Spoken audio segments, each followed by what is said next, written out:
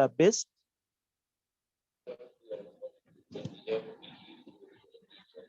Public relation is also very, very critical because we need to tell our stories.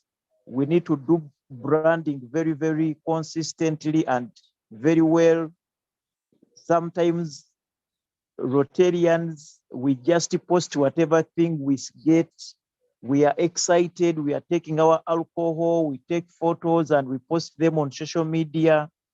And this makes the public out there to think that we are just a social club of merrymaking. So sometimes, instead of getting those shots when we are having our gloves on and doing work, we don't take such photos, but we only do merrymaking and post such photos, which sometimes make the public to misjudge us. So public relation is also very, very important, and brand standardization, we need to get it right. So it is also a very, very important aspect of our organization. Remember, Rotary is a brand, and Rotary is a very, very strong brand. So it is important that we protect our brand. And also, finally, monitoring and evaluation is vital because you have to keep on pressing what we are doing, what is the progress, where are we, where are the gaps, what can we fix?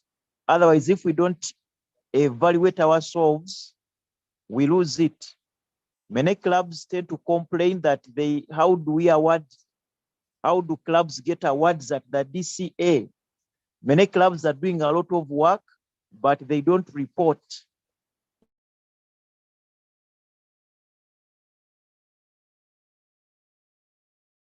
In club central, they don't update the system, and as a result, it really makes some of these clubs lose it, and they feel that they are not doing anything, yet in reality, they are doing a lot of work.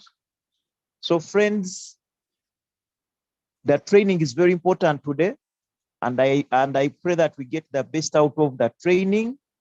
I once again thank you, Apollo, and all our trainers this morning who are going to enrich us with the knowledge about these topics. And I want to thank you all, friends, fellow Rotarians, for waking up this Saturday morning, putting off whatever you are supposed to do to join on this call to get knowledge, all in the spirit of service above so, and to create hope in the world. So thank you very much, friends, and I wish you all the best of the training this morning.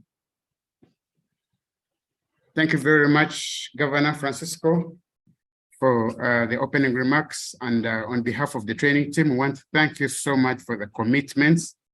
Despite the very busy schedule, you have not missed any single training. And this is very inspiring on our behalf as trainers, but also as the people who are attending the facilitation. We are very, very comfortable that you're with us, and we thank you so much. And we know that you're running, like Rachel said, you're running parallel meetings. So wish you all the best, but we know you're going to be with us as soon as you get back from the other meeting. So friends, we are getting started. I'm going to request Joseph, please make Professor Nwagawa a co-host as we prepare to begin. And as Professor is accessing rates to share his screen, I want to re-emphasize a few house rules. One, as you register, please register in your full names, club and role this year. And two, ensure that you mute your microphone. And three, ensure that this is going to be highly interactive. Please feel free to post whatever question you have in the chats. We want, like the governor emphasized, let's not leave this training the same as we were before coming in. Let's take advantage of the facilitators. We have highly knowledgeable facilitators, and it's an opportunity for us to take advantage of the facilitators. So to kickstart us off today in a very, very interactive session is a gentleman whom we all know very well, both in and out of Rotary.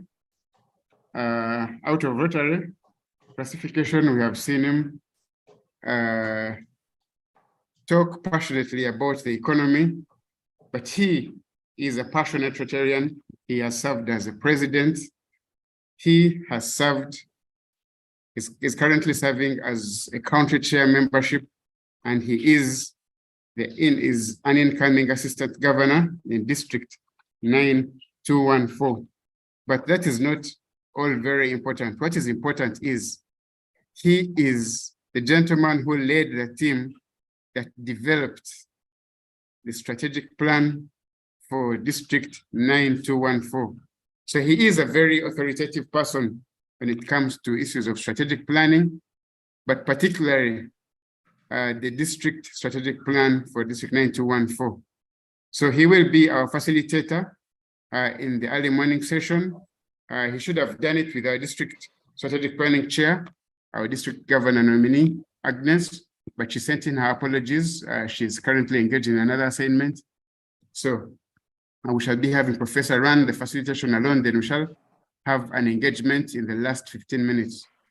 So friends, allow me welcome Professor Augustus Nwagaba, a Rotarian in his own right from Rotary Club of Mianga, to lead us in this session. Karibu, Professor. Thank you very much, Vice District Trainer Apollo. Thank you very much, colleagues, for this morning, everybody to come on Wisdom Call. So we are going to have a very interesting session, as we have told. This is on strategic planning. I'm on this team with, as you have heard, our district governor nominee, Agnes, and we have been doing a lot of work on strategic plan. This plan of the district has also been renewed. It has been reviewed, and it started in 21, 22, 22, 23. It is now going to be 23, 24. That will be the third year. And then we shall have 24, 25. It is going to end in 25, 26. So in this strategic plan with the district, we are going to be looking at the third year, and as we are going to see shortly. So let's begin, colleagues.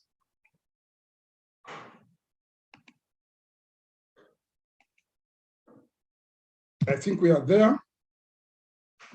I think everybody can see the screen. Yes, we can see the screen, Professor. You can move. Yeah, thank you very much. So we are going to move and we begin with what is the strategic plan. This is going to be in three parts. We are going to see what a strategic plan is. Then two, we are going to see what is this district strategic plan. And three, we shall end with how clubs can make a strategic plan by themselves. So a strategic plan, colleagues, is a process that seeks to anticipate future desired phenomena. You want to make sure you don't make mistakes. You want to know your vision.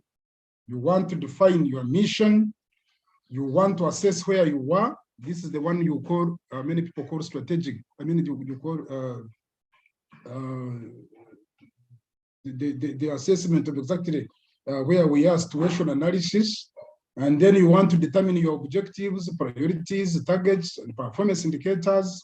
You define your interventions, and then you measure results. That's what the governor, Francisco, was just telling us, that you need to evaluate where you are all along. If you don't have a vision, an organization that doesn't have a vision will be like a ship without a compass. You will not be knowing where you are exactly going. So what is a vision? A vision is an aspiration of what an organization envisages. It's a future picture of the organization. It is a desired state of affairs, you see? And once you have that future picture, then you know where you are exactly going. And then the mission is the one which takes you there to that vision. And it explains why, therefore, the organization exists and what the founders envisioned. So that's what the mission is. Then you have objectives of a strategic plan, and these are the results that an organization seeks to achieve.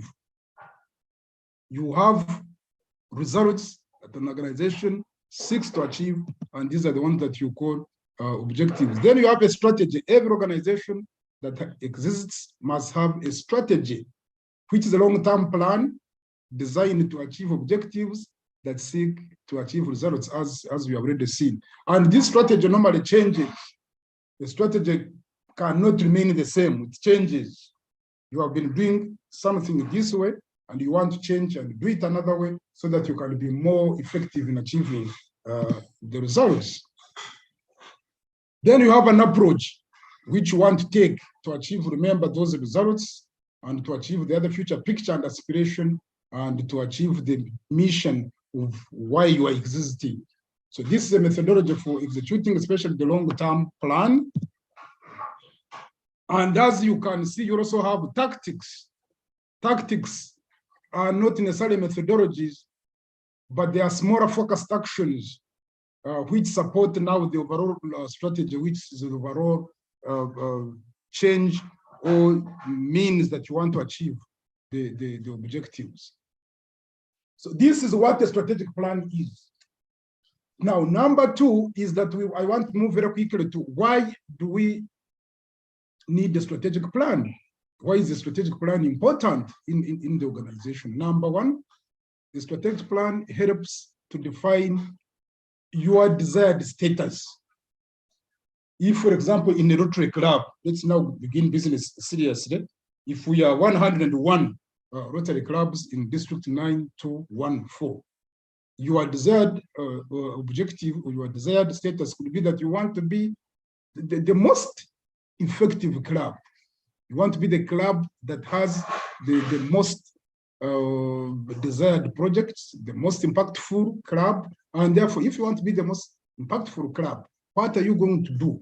What strategies are you going to put in place to ensure that you become what you desire to become? So it helps you to do those things that will make you the most effective club.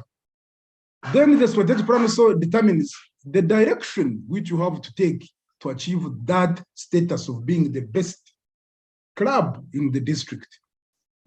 Three, that will help you now to provide means of tracking progress, where actually you are going to be the best and the most effective strategic, most effective club in the district.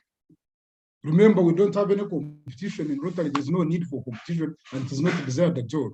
But there is that internal energy and synergy which would drive you to make that for you. You are not a social club. You are a membership organization which is desiring to be the most impactful club. And therefore, you need to track progress and ascertain achievements to ensure whether you are actually going to be that. Now, there is one president of America who said that plans are nothing, but planning is everything. And what does this mean? It means that once you have, even if we have this strategic plan, it is not cast in stone. That's why in these 2.5 years, we have reviewed it. And the purpose was to see whether it is still relevant, whether the targets are still achievable, whether what we wanted to do, they're still the same things we want to do. And therefore, what this statement means, plans are nothing, planning is everything, is that you need to constantly review the strategic plan, review your development plans, and see whether actually you are still on the course. This is very important because even in the government, we have been reviewing the National Development Plan. This NDP3 you hear is that it is a National Development Plan. We have 6 plans of that nature. We had 1, 2, 3. We are going to have 4, 5, and 6 up to 2040. That's why we have Vision 2040 for Uganda. You remember we started in 2010-11. Then we continue reviewing them. And you will be surprised when you come and see our NDP3. It is not exactly the things which are there now are not exactly the ones we envisioned. We envisaged when we were in NDP 1 of 2010, 11, 2014, 15. So plans are nothing. Even the NDP could be nothing. What you have is to continue reviewing it and seeing whether it is still relevant and answering your questions. Now, here we want to see, colleagues, how a strategic plan is developed. Physically, how do you develop a strategic plan? Number one, we have seen that you define the vision and the mission. This we have understood, it is the future picture, it is the desired status of an organization. Like for us in Rotary, really, we should be able to have our vision, which you all know as an organization, which serves humanity and also ourselves. It's an organization which we should be able to pride in that we are serving society and also ourselves, as you all know. This is the vision for Rotary.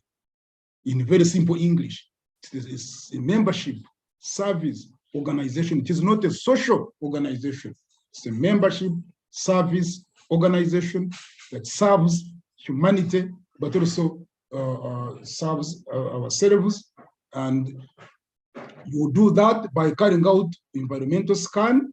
Environmental scan means you look at the external environment.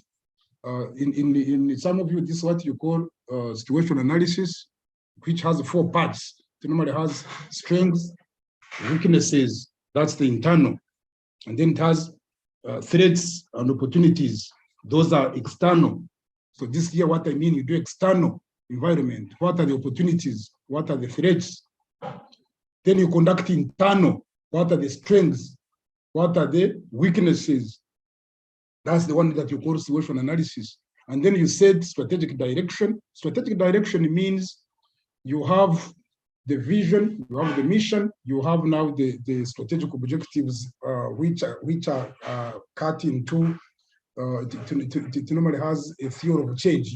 The direction defines where you are now and where you want to go, and the journey. What is that journey that will take from point A to point B? What are you going to meet on that way? So those are you put in that strategic direction. If you are from Kabale to Kampala, if you are moving from Kabale to Kampala, you may pass through Kabale, Mbarara, Masaka, Kampala, but you can also pass through Kabale, Mbarara, you pass through Port Potro, pass through Chegebwa, through here this way, and then also come to Kampala. So it is also a different direction. But is it necessary that when you are coming from Kabale to Kampala, you pass through Mbarara, and then instead of continuing to Masaka, you pass through Fort Potro, even when it will still lead you through Chegogwa to Kampala? Obviously, that's a longer direction, like now we are doing because of Katonga problem. So you want to always have a strategic direction that is clear, it is the cheapest, and the most convenient. And this is why it is important. Then you develop goals and objectives. After that, you develop strategies. What are those things that you're going to do that will continue changing? And then they eventually take you to the said objectives that you want. And then you have the timelines are very, very important, colleagues, because you cannot do a strategic plan. That's why we have 5 years. This strategic plan with the district I'm going to show you shortly in its detailed format is a 5-year strategic plan. We started in 21-22. We are going to end in 25-26. This year of Governor Francisco is the 3rd year, which is 23-24. And I will show you the targets of 23-24, which targets were also developed in 21-22.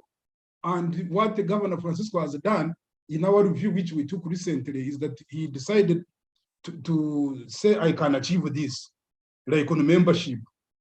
He said he wants 400, but he's actually targeting, he has told us he's targeting 1,000. Although in the target, as I'm going to show you shortly, we have 400 members whom we want in the district in July 1st, from July 1st up to 30th of June 2024. We want to induct 400 members. In that timeline of 12 months, we need 400 members. So it is not possible that you can have a plan, therefore, which is which is infinite, and it continues and it continues, even if you will do things, but how much time have you taken to do them? That's very, very important. Those who do examinations, you know very well that if you are meticulous and you want to calculate every mathematical sum properly, you may pass and you want to do everything properly, but the exam has time. So you need to set time and then develop monitoring, evaluation, and learning framework. This shows what are you going to achieve, what time did you take, even resources, how much resources did you use, could you have achieved the same results differently? And this is the purpose of monitoring and evaluation, which we have been talking about. We have a district monitoring and evaluation officer, and we are going to have reporting that are monthly. The governor is very serious on getting monthly reports. Why? Because he wants to know whether we are on course in achieving the other set targets, which we are going to show. If you are going to have 400 members, and we are beginning 1st July, you reach 31st of December, 6 months have gone. It means minimally you should have inducted 200 members. And also that's not good, because Rotary, we normally have the first quarter, the first 6 months is really what we need. So you may need to have targets. They help you to know the time which you take, and this will help you to know the whether you're on course or not. So we move now, understanding the district strategic plan. Now let's understand our district strategic plan, colleagues, and this is how it looks like. Our plan, it looks like this. It has got the goals. We have got measurable targets. We have got year 1 and 2. And as I've already explained, year 1 and 2 have gone. And now we are in the year 3, beginning 1st July. So we are going to be focusing on this column here, this one here. And here we have put, what we have put here in green is to help you, like DRFC means District Rotary Foundation Chair, Rotary Club Central RCC, we have assistant governors. So we have put also here the legend to explain to you these things here, source of data. We are going to be getting this data from. Now, then after Governor Francisco's year, we are going to remain with the 2 years. That will be the year for Agnes, and then you have the year for Christine, which will be the 5th year here. And this is what we are going to do. So our goals, for example, goal number 1, we are going to design and implement sustainable and impactful projects. And here we have the measurable targets. You have the numbers. Are we clear? Hello? Yes, we can hear you, Professor. Yeah, okay. So like goal number 1, which is, of course, our major strategy. The first one is our main goal is to increase impact. Our strategic goals, number 1, increasing impact, expanding our reach, you remember. 3, increasing member engagement. Then number 4, increasing our adaptability to change. I think by this time, everybody knows those 4 strategic goals that we have. Let me repeat them. Increasing our impact. Increasing our impact means really projects, the service projects. And TRF, you cannot have projects without giving. Once we give our annual fund, TRF, you know that money, 50% of it is normally invested, and then after 3 years, the money which comes back as DDF. And the DDF is one which helps us now to run these DGs. So on increasing our impact, which is strategic goal number 1, we have got goals here, which one of them is designing and implementing sustainable, impactful projects, and then strengthening TRF. Now this year, which is Governor Francisco's year, we are targeting 15, as you can see here, 15 sustainable and impactful projects, which we think that really even it is a few, because if you look at 101 clubs, the problem here, friends, is that there is no way you are going to have a GG project when your club is not qualified. This is why qualification, and last week, the last codes, I think was on branch. So all clubs who want a GG project, please make sure you are qualified. If you are not qualified, it is not possible that you can implement a global grant. Then we have global grant utilization, $1.2 million here. We are going to have multi-club projects. We want projects to clubs to coordinate and partner, and we need 5 of them. And then TRF giving, we are targeting $450,000. All of us, 101 clubs. I don't think this is a very high target, which will be able to do that, and so on and so forth. So on that, we think that these goals are achievable, and the purpose of this meeting, the purpose of these quotes this morning, is to ensure that presidents, club officers, TRF directors, treasurers, and service project directors. Now, this is your slide. Because if we don't achieve this, then you will have failed us in the year. You will have failed the governor, you will have failed us, you will have failed the clubs, you will have failed ourselves. So please, we have to cram those figures. When it comes to strategic goal 2, which is expanding our reach, this is membership. This is expanding our reach. Strategic goal number 2 is on membership. And Governor Francisco is very, very enthusiastic to ensure that we have 400 members, which are just expressly written here. But he has categorically told everyone, as you all know, that he wants 1,000 members. Although here we have put 400. So directors of membership, this is your figure. For this year, July 1st to 30th of June, 2024, 101 clubs will have inducted 400 members. And I don't think this is a big target. Divided by 100. It means, just divide this by 100. It means each club should have inducted 4 members. Colleagues, is that a very high target? Is that unachievable target? This is a very, very conservative target. 4 members per club. You all know that in the Rotary year, when we were changing maker president, some of us inducted 50 members in one club. This is not something that is unachievable. 50 members in one club in 1 year. So this number is a good target, and it can be achieved very, very well. Then we want 45% of members who are women in clubs. It's very important to balance our gender. And then club membership below 40 is important, because when we are inviting members, make sure that we consider age of members.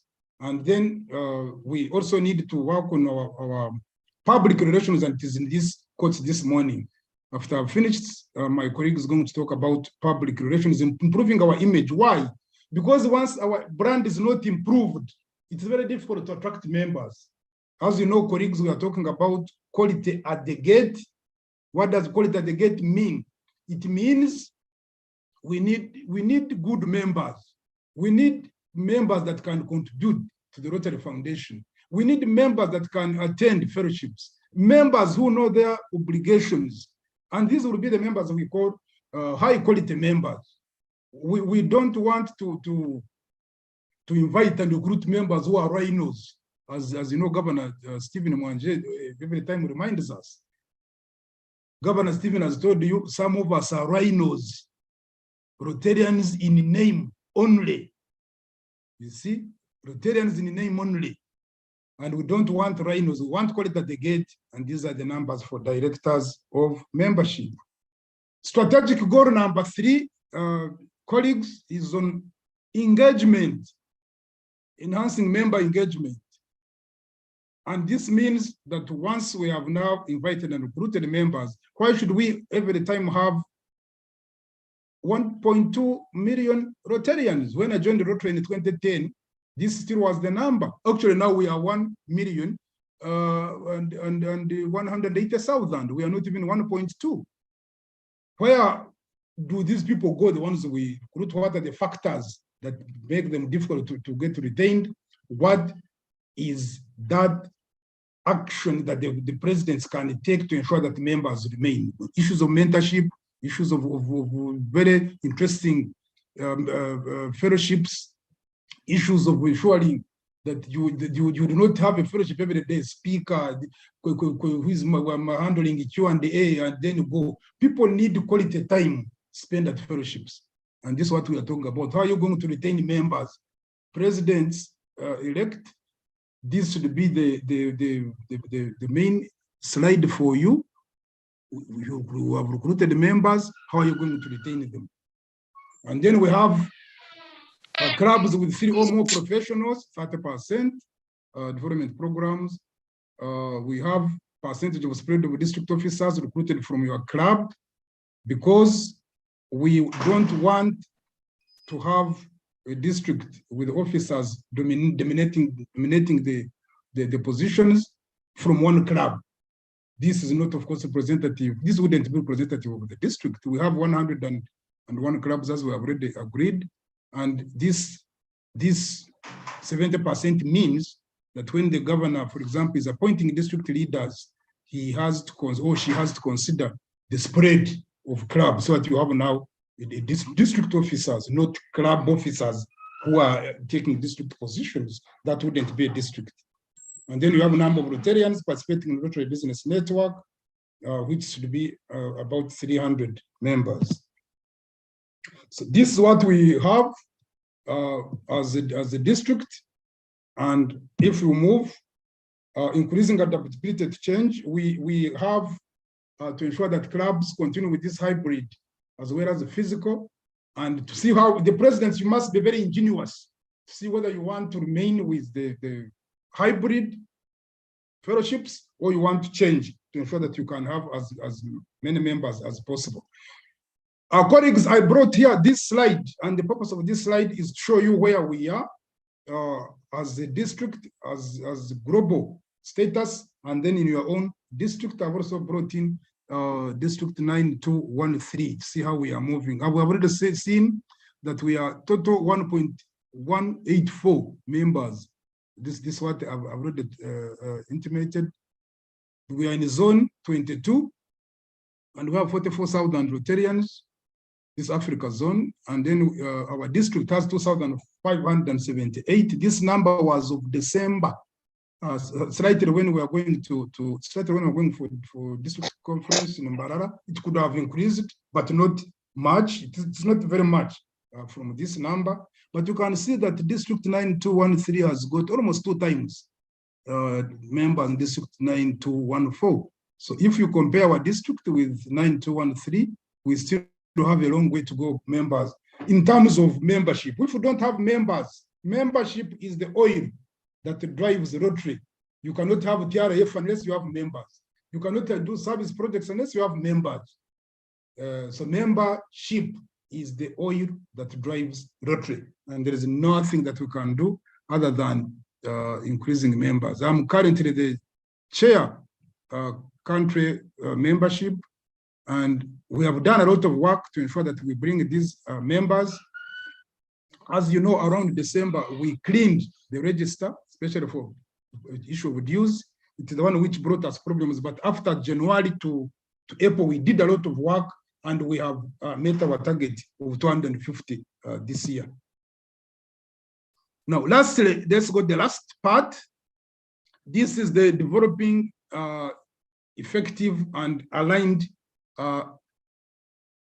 Rotary Club strategic plan. Now we have understood how a strategic plan is developed.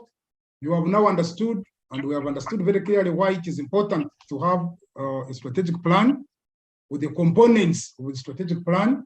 We have seen the district strategic plan and its components in the 4 strategic goals, increasing our impact, which is TRF and projects, especially global grant projects. You have seen expanding our reach, membership. You have seen engagement of members and how you can adapt to change. All of those we have understood now. But now this one is, since you have understood the district strategic plan and we have it and those targets, how, which is the last part now, how do you now translate the district strategic plan and the targets and cascade those targets into your club strategic plans? And we must ensure that every club has a strategic plan. This is very important because to show the direction of the club, each club has its own culture, way of doing things. It is not that the way club A does things the same way club B does things is different, but at least even if you are different in culture, in the way you do things, we have principles, we have targets which are the same, and these have to be achieved so that our governor can achieve his objectives, and our year we can say our year has performed. That's why he chose you. That's why he has chosen all of us to work with him, to assist him to achieve now what is at the district. And this is how it goes. You begin, this is a club now, at club level, and I'm about to finish. You begin with the vision of Rotary, which, as I told you before, is across the globe to ensure that we are creating lasting change across the globe by taking a united action front. So we unite, take action, create lasting change across the globe in our communities and ourselves. So in English language, very, very simple, without using management language, as I told you before, is that we are creating service that is impactful in our community, our people, and then ourselves. These are the only two identifications you can use. We create change in communities and in ourselves, and this is what Rotary is about. So each club should have this. This cannot change. Then you come with strategic priority areas, which are 4: increasing impact, expanding our reach, enhancing member engagement and participation, and then increasing our ability to adapt. These cannot change. Every club, please, we ensure that also these are cast in stone, cannot change, and their components can also not change. Remember, the one of increasing impact is really global grants, other projects, and the Rotary Foundation here. And then 2, expanding our reach at club level is membership. We are talking about membership. We are talking about percentages of members, which must be ladies. We have said, agreed, to be 45%, but we are saying 30% of that should be below 40. This is expanding our reach. Then we have come to member engagement at club level to ensure that you have interesting fellowships. You change fellowships, you don't become monotonous. You attract members, your club must be attractive, build the brand of your club, and members will come and join you. And then increase our adaptability to change, meaning we are in hybrid fellowships. You can change fellowship venues, you can change the way you do things so that you don't remain stagnant to change. Now, let's now go to Rotary Club X. This is Rotary Club of X. This club, what is its vision? Remember the future aspiration of this club, the desired aspiration, what this club wants to be. This club wants to be a leading club in the district. How? Through promotion of object of Rotary. That's its vision. How are they going to achieve that? The mission. They want to deliver life-changing services to the community. How? Through full participation of all members. This is a very good vision, and also it is a very, very good mission. Why is this club existing? It is existing because it wants to deliver life-changing services. And this club will really exist for a long time, if that is the mission of the club. If the mission is to be happy all the time and socialize, that is not a mission of a Rotary Club, because we are not a social organization. We are a service organization. Now you come to this section now. When you are developing your club strategic plan, you come to this section. This is situation analysis. And members, when we are developing the district strategic plan, we changed the way we do situation analysis. We introduced a new conceptual framework, and it's composed of 3 items. Number 1, please make sure that you go to a club retreat. Don't also sit down as a president and your secretary maybe, and then work out a strategic plan. We don't develop a strategic plan like that of a club. You go to a retreat and ask your members, how do members view their club? You see, how do you view your club? Members will tell you how they view their club. 2, how other people view your club, X. Because for you, I think that you're a good club, you are good members, you are happy in your club. But is that true? Is that what other people are viewing you? Is that how other people take you? What are the attitudes other people are holding toward you? And some of you may say, oh, Professor, how is this necessary? Why are you minding about that was businesses? It is. In business, in organizations, it is very important what other people are talking about you. It is very, very important how other people view you. You cannot say, no, that everybody should mind their business. That's not business. You must make sure that you have a very good name of how other people are viewing you. That's how people will join you. Otherwise, how will people join you? And then 3, what is the objective status of your club? This is now a scientific, this one here. We have even put a tick. Because some people may talk badly about your club. They have views which are not good about your club. But your members are promoting your club because anyway, that's what they should do. What do you think? What would you expect? But what is the objective status? This one is done in those who have done organizational management. This is called OCA, Organizational Capacity Assessment. This is what we do. You take members outside, they go in a retreat, and I think the Uganda word is nibenenya. In Ruchiga Runyankole balechaka kwechaka Uganda nibenenya. You look into your self, you look into your innate self, and you have objective view without any subjectivity of approach to yourself. And then you say, by the way, our club, you people, our club really, we need to change. And this is how this situation analysis is. Even that's how this strategic plan with the district, how we developed it. Now let us go practically now. Supposing now we are in a retreat. This club X is in a retreat. You took your members in a retreat. We begin with X. And how are these members viewing their club? Number 1, members will view their club as the club of high quality and active membership. These are the members of the club giving you the responses. And the rapporteur in that retreat is writing. They will say it's the highest TRF contributor in the district. They will tell you it is a club with the high pedigree leaders. It is a club who have members that are serving beyond the club. They will tell you it is a club of givers with a large heart. They will tell you it is an all-embracing club. The people are amiable, they are agile, they are witted, the people are good. And whenever people come in their club, they embrace them. This is a very good club. That's what we want every club to be. And this is what members would be knowing. If you are like that, the members will be knowing that. Then you also ask members, how other people are viewing the club in the same retreat. And then people will tell you it is a club which is visible.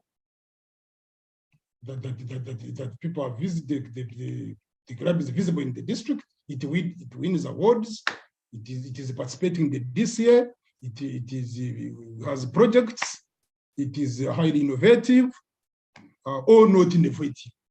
It is visible or invisible.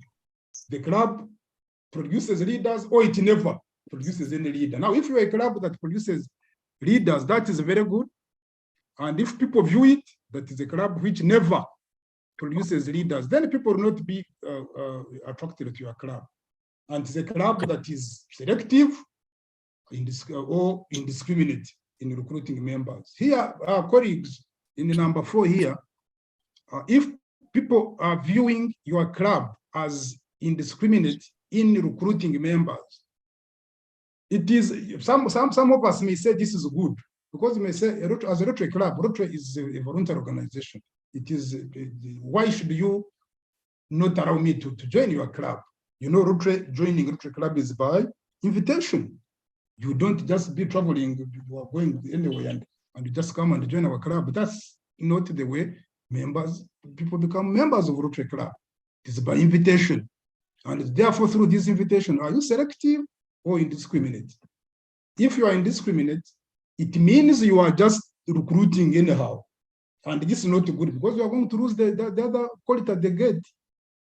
You are likely to get members, they will not be able to pay dues. Eventually, they become projects. Instead of having now club projects, you have projects within the members. A member now becomes a project. And this is what you are avoiding. So it is, a Rotary club is not a fellowship of a church. Like for us in Namirembe, we have a lot of fellowships. We have married fellowships. Everybody is invited, but it's not a Rotary club, because the Rotary club has got a mission which is different from the one of the marrieds in the church. These are not the same. And then number 3, we have what is the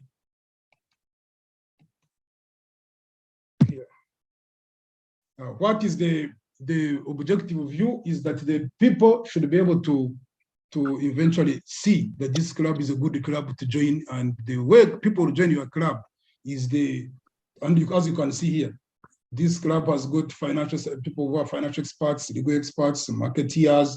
You should look at health and sector development experts, education experts, management experts, tourism experts, fashion designers, economists, engineers, name it. So you as a president, you should ensure that your club has got all vocations. And why do you need this? Is that once you have these and so on, this club is a very good club, because it is going to have projects that cut across, and everybody is going to enjoy this club, because you will find colleagues in the same profession and vocation, and it's a very good club. Then you also need, in your development of the club, to analyze how you have, for example, been doing in the Rotary Foundation. You show that. I'm about to finish. You show projects. You also take pictures of some projects which you are having. It's also very good to show the clubs which you have birthed. I can give an example of Rotary Club of Muyenga. We have now birthed 16 clubs, as you can see. We have babies. We have created 16 clubs. Rotary Club of Kampala Sunrise is ours. Rotary Club of Gaba is ours. Woburens is ours. Ntinda Metro, Gorobi Morning Tide, Rubowa, Namasuba, Muyenga Sunset, Kampala Muyenga Breeze, Muyenga Tankiru, Kampala Munyonyo, Kampala Bunga, Butabika Royals, E-Club of Diaspora, the one who established this one in London. RC Katakwi has been established by President Ruth this year. And 7 lakes, we are going to 7 lakes now. After today, we are going to charter this club, 7 lakes golf club in Chibu. So a club, therefore, should, in your strategic plan, show the clubs you have passed and how you have performed, the projects, the membership, and the Rotary Foundation, and this will show how the club is good. Then you end with in the same retreat, same club, you answer 3 questions. This is a 3-dimensional framework in which you should decide what you want to go. Number 1, you are going to ask members what Rotary Club X should continue doing that add value to Rotary. And we can pass through this very quickly. As you can see,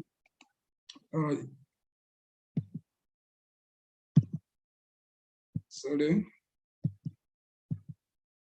What you can see, people want to do what?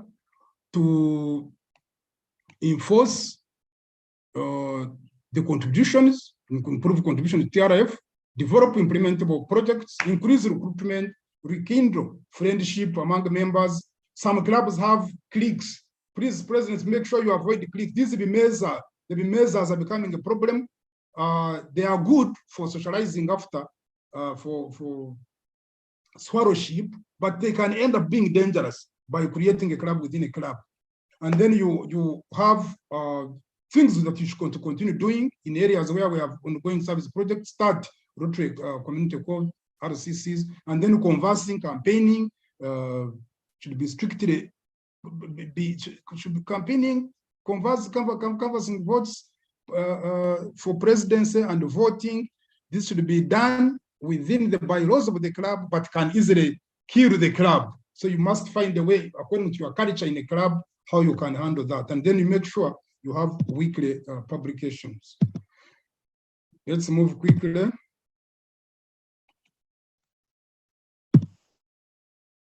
What are those things that you should stop doing? The members will tell you in that retreat that, for example, members should be able to conduct themselves very well, and they reduce creating caucuses in clubs. This can be dangerous, as we have seen. This should be stopped. People should stop cliques that divide the club. Stop using member contribution TRF for payment of dues. This is disastrous, and it is happening. Colleagues, president-elects, this is happening. I pay my 1,000 for PHF. You do not remit it to TRF. I pay polio, you do not remit it, and use the money for now payment of members. These are now the members I said before that you have recruited them indiscriminately. You did not focus on quality that they get, and now you have discovered there are projects within the club. What are you going to do? You are going to use now my PHF money to pay their dues. They can't pay dues. This is not desirable at all. I'm finishing in just 2 minutes. Then you should stop delaying in remitting member contribution to RIF, therefore, and then prolonging fellowship time. This has been the catchword, I think, for past district executive secretary Chimera. Henry is very, very emphatic on the issue of fellowship time being 1 hour. This is what Rotary International prescribes. But you find us as presidents, we come in a fellowship, we are not well prepared. We did not prepare the people well. We did not prepare the proceedings of the fellowship. We take 2 hours. Starting alone takes 30 minutes. What will you be doing as a president for failure to begin a fellowship within 5 minutes? You should be able to begin, at least if you are late. And the Rotary, you are not supposed to be late in a Rotary meeting. We are known everywhere where we work. Even they know you are Rotarian, they know this person, they never come. 2 minutes late in a Rotary is very, very serious. You are very, very late. And then monotony of fellowships. Please avoid the monotony of fellowships. The last one is what are those things that you should start doing, which you are not doing before? And you are still, remember, you are still in your club retreat. Is that you need to establish and have a signature project. You need to regularly visit project sites and conduct training sessions aimed at creating buy-in. Otherwise, you are going to have a project in a club which nobody knows. Please stop this. Let us stop this. It is going to create problems in the club. It is going to create a situation where the club can find itself paying for the project they didn't know, which had the issues of stewardship, and you are going to have, they are going to blacklist all of you as a club. So please, presidents, you try to make sure that the board knows the project. Project is approved through the board, and the project is a club project. Then exploit available resources systems. We have got government departments, ministries and agencies, and we can lobby them for partnerships. We have parliament, which is helping us in Council One, you all know. We have got the banks Like, we want to congratulate and salute Centenary Bank for all this support it has given us. Then fellowship rituals can be spiced up. Add flavor to meetings. You can have, gym. You can do the gym in the one fellowship can be a gym fellowship. You can have film shows. You can have dancing fellowships. You can have fashion fellowships. If you spice up the fellowship, deeper involvement in service projects, constant checks on absent and non-active members. This is very, very good. A president should ensure that when members are not coming, why are they not coming? Instead of writing letters, deleting them, why have you discovered what is happening on your members? Have you checked on them? And then monthly recognition is very, very important. Because in Rotary, we don't get paid. We are only recognized. And if you recognize people for even a very small thing, and you can get a surprise how it attracts members. And then enhance recruitment of young members. I think, colleagues, this is what I wanted to share with you. This is the last one. This shows the detailed monitoring and evaluation learning matrix. It shows each, now I break down each activity. When the other strategic goals, we come to the output level, which are now the things that eventually will come out on each strategic goal and intervention. And then that is carried through or up to its target, and who is going to monitor that. The director family of Rotary is going to monitor how the club is dealing with the people who are not coming. Director of membership is monitoring why are people being recruited at the rate at which you are recruiting, and why did the people that were recruited last week are not now coming, and we need a report every month. So director monitoring and evaluation of each club, which Governor Young Kimaro, as change maker governor, established as a means of tracking. And actually Governor Young Kimaro emphasized that this should be a high level position, that either the M&E should be a person who has been a president. I think that's what the Governor Young Kimaro had proposed. I don't know whether it is the same way it has been done, or whether we have made changes. Clubs can make changes according to how you find it easy to do. But I think the principle was that an M&E person should be a high-level person, very senior in the club, and able to track the set targets, the strategies that need change, the tactics, and the reporting. And once we do this, we should be able to go. So I thank you, members. This is what we had to say. Our VDT, Apollo, thank you very much for the opportunity, and we thank everybody who is on the call. Thank you. Thank you very much, Rotarian Augustus Nwagaba. Thank you so much for elaborating, taking your time to elaborate. And I think it's a very technical presentation, but you have made it as simple as possible. And you've made it very clear that any of us can actually come up with a plan, align it with the strategic priority areas of Rotary International, and align it to the district strategic plan. And you've made it very clear that once we have a plan for a specific number of years, it's going to be very easy for us to come up with our annual plans as a year in, year out. So thank you so much. And I agree, and I know the members have taken a lot. And as I invite Rotarian Simon Lubega to take us through any questions in the chat, I want to once again thank my the training team. I want to thank Joseph for managing the chat. Please, as you log in, ensure that you log in your full names, the club, so the club, and your designation. We need to have these details. And thank you so much, Joseph. You're doing a very, very good job. I want to welcome all the Rotary actors who are on call. Thank you so much for logging in.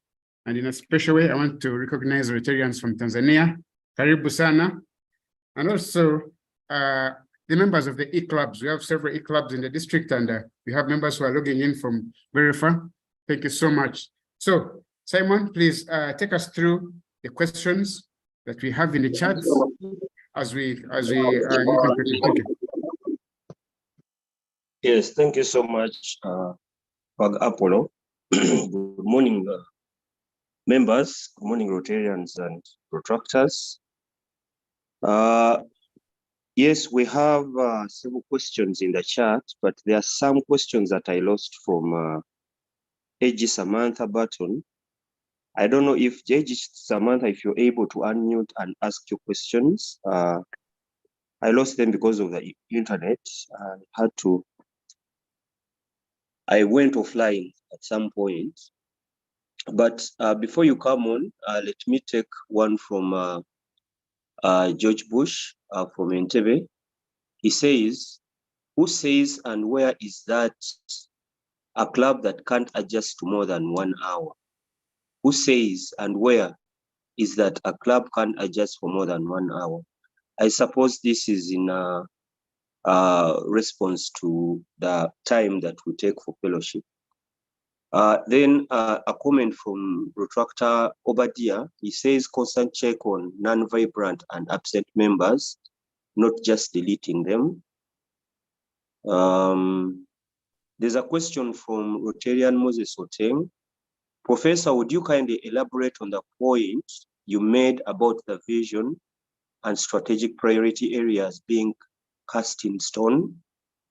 Is this what we cannot state? Is it that we cannot state any other vision that does not reflect the words of the RI vision? I hope that question is clear. Then the others are just appreciations. AG Samantha, could you unmute and ask your question, please? Thank you so much, Simon. I can do. I had two questions. The first one was about the under enhanced member engagement. There's the question of clubs with professional development plans. 3 clubs with 3 or more professional development plans. I asked if we could get some examples of that. And then my other question was about of our 100 clubs, 2,578 members, if we could get a breakdown, please, of Tanzania and Uganda. Thank you. Thank you, AG Samantha. I see there's a hand from AG Emmanuel. Please unmute and ask your question.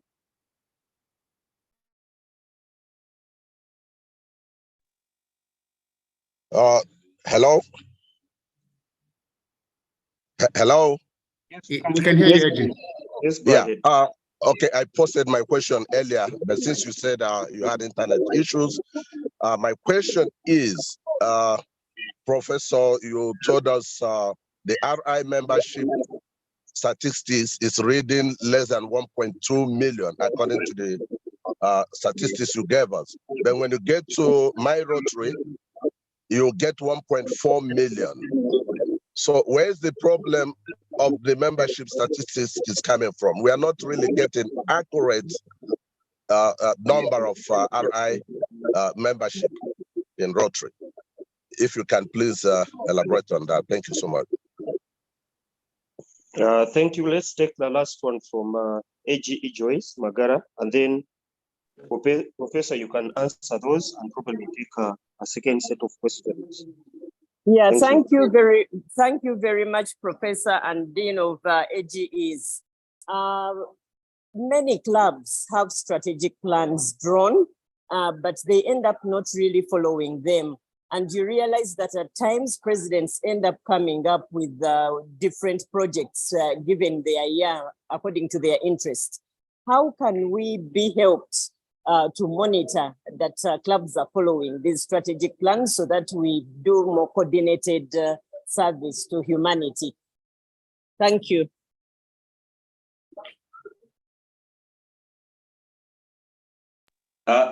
Thank you, Professor. Thank you, Professor. Kindly answer those questions, and then we have a second set. Thank you, colleagues, for the questions.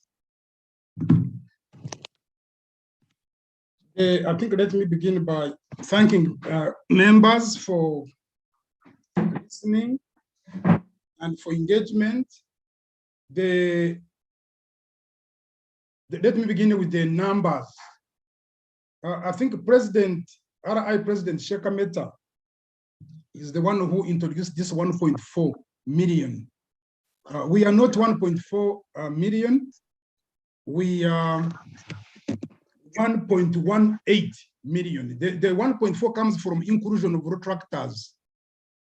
I think President Shekameta, who was a change maker, Rotary International President, had included about 120 road tractors, which makes 1.4. But as of December, when we were just going for this one in Mbarara, the total number of Rotarians globally in the 36,000 clubs is 1.18 million.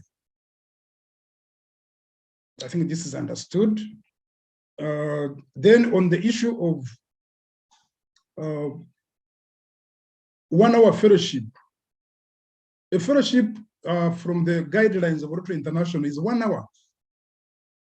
And this should be able to accommodate everything that you want to do in a club. And all the presidents who have people who have been all our leaders, people who have been presidents, you know, that when you exceed 1 hour, then you ask for permission from the club. You don't ask permission from the sergeant at arms.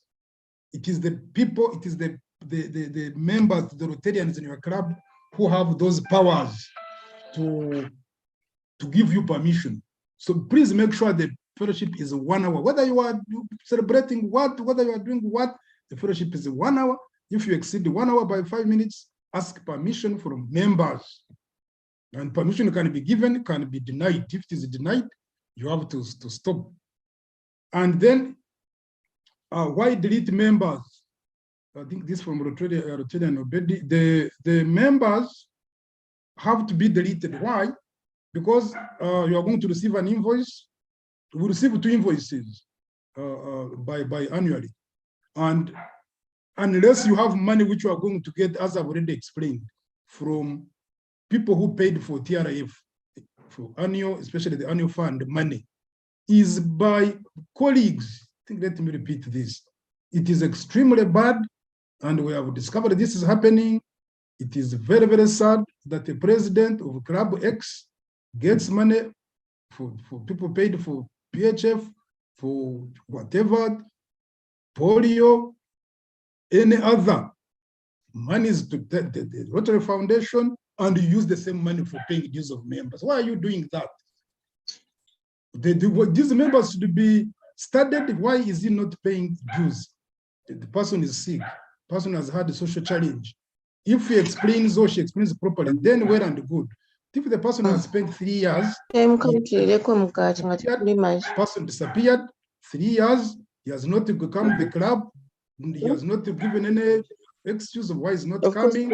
This person should be deleted, and this is what we did in December last year.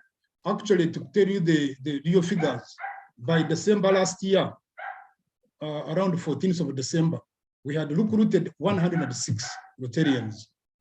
But when we cleaned the register, can you imagine the colleagues?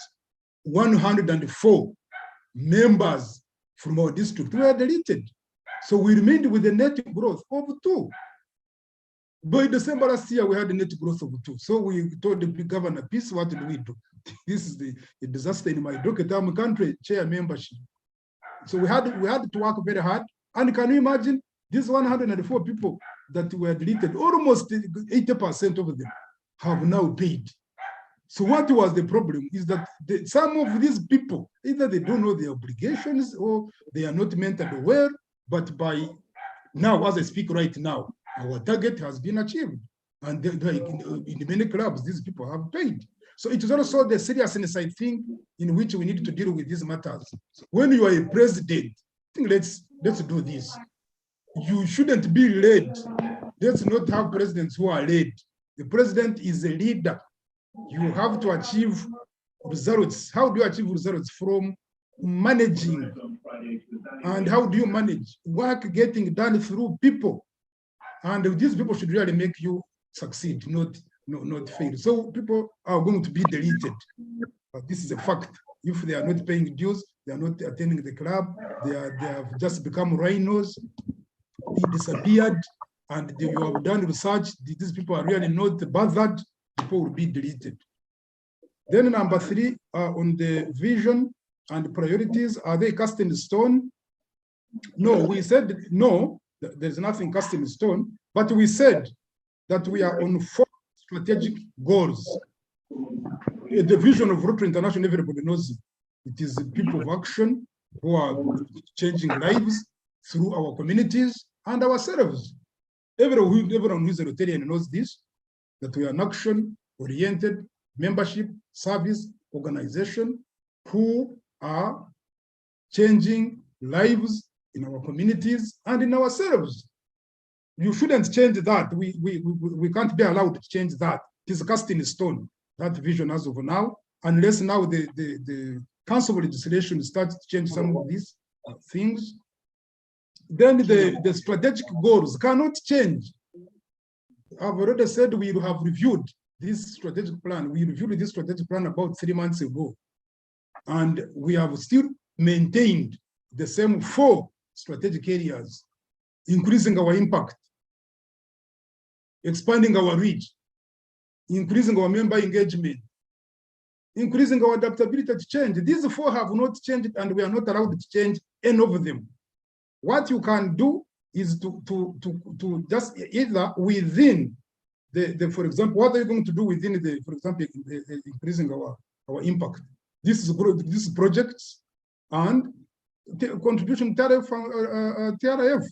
What you can tell me is within these projects, Rotarian, Augustus, can't we have community projects? Yes, you can have community projects. And also, Professor, you have about 2 minutes. Yes, thank you. So we can change within, but please let's not change. Thank you, Apollo. Let's not change the priorities. And then development plan. Development plan. I didn't get this word on development.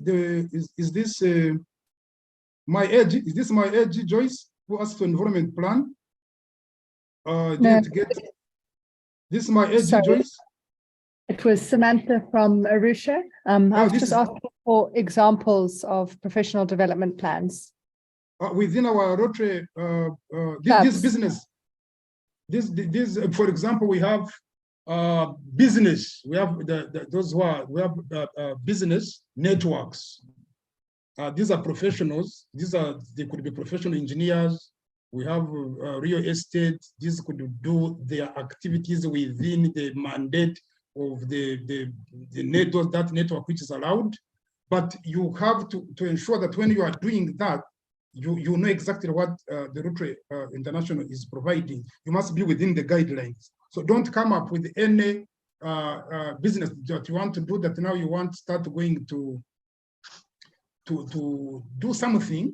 I don't want to put out what clubs are doing here. And actually some clubs I can see, they have started diverting from the main issue, and because they want to go for a sauna, that this is now a sauna club, that you are going to have your club in a sauna and so on. These are things that can easily break our images, that can really discount our brand, and we don't want to do that. So we have to be very careful on this. And lastly, VDT Apollo, on the breakdown of Tanzania and Uganda, I'm going to make a call right now to our district executive secretary, Lieutenant Christina Mayanja is the one who has the exact breakdown now of the actual clubs. I don't have this information now, but I can link with Christine now, and we're able to inform you exactly what it is. Thank you very much. My Joyce, did you have any? I didn't get your question very well. Can you repeat it? Dr. Joyce?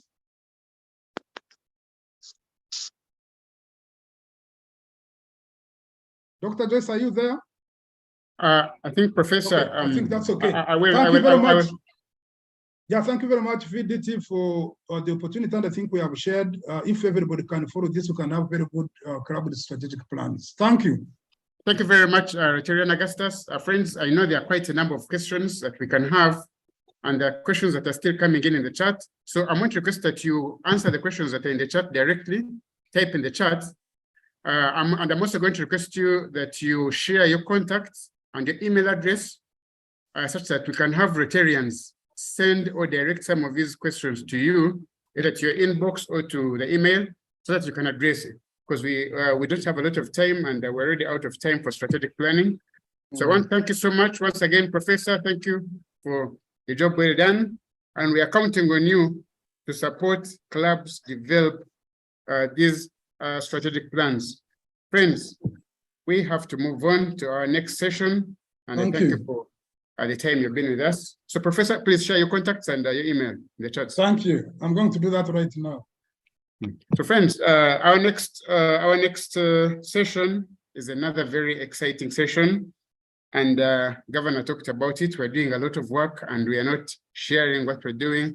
So to start us off, I'm going to invite our incoming district public image chair, past President Prosina Matovu, to give us her remarks and to introduce to us the facilitators for this session. Chair Prosi, please take it on. Thank you. Thank you so much, PJ Apollo. Good morning, everyone. Welcome to this training. I believe all of us will pick a leaf, especially all members here. We are all lottery branch. It's not all about the PR directors only, but it's upon all of us. So we got to be intentional, focused, and consistent, especially in branding, so that we can promote our clubs and lottery in particular to the whole world. And if we do it negatively, we will be perceived negatively. So let us adhere to this training so that we can pick a leaf and take it back to our clubs. As we don't have a lot of time on our side, let me introduce our facilitators. They are very knowledgeable people in public relations. The first one is Lotarian Dennis Joko. He's from RC Nalia, District 9213. He was a council run chair 2020, and he's a past president. Most welcome, Lotarian Dennis. And the second one will be Lotarian Charles Odaga from Kampala South. You all know Kampala South. He was a council run chair 2021. He was a change maker president and is an AGE as of now. So please adhere to their training so that we can pick a leaf to take back to our clubs. Thank you so much. Over to you, VDT.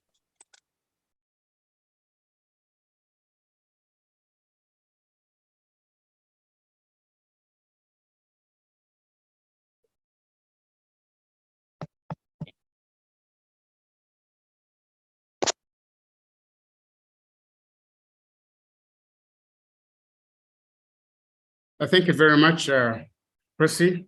And friends, without wasting a lot of time, allow me invite Past President Dennis Joko, a very experienced person in issues to do with media content and has served on this committee before.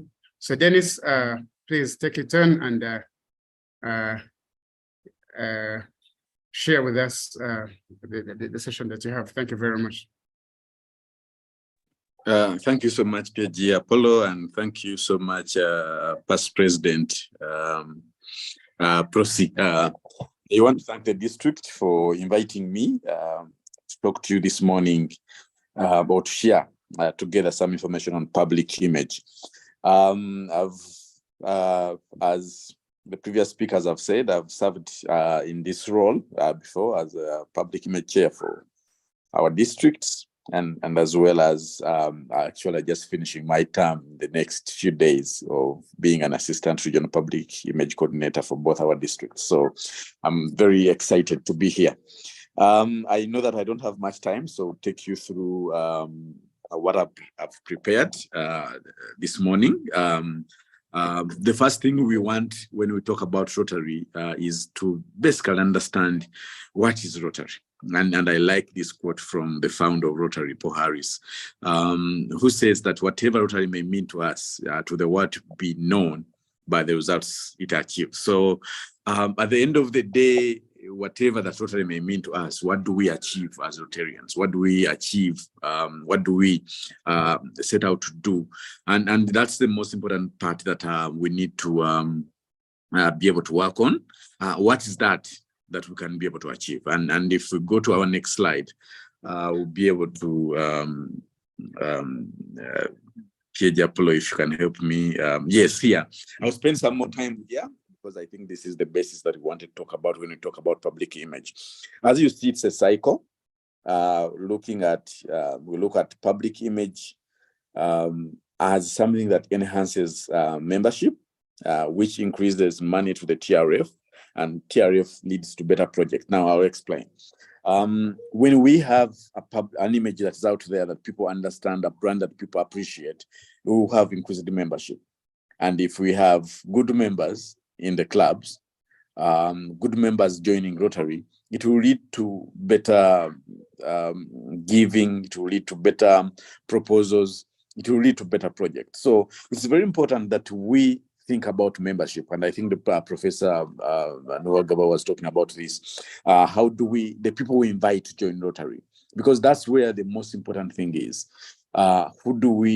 It's one of the most important things. Who do we invite to join Rotary? Who become members? Who are these people that we invite to become members of Rotary? So because that's the people who enhance our image.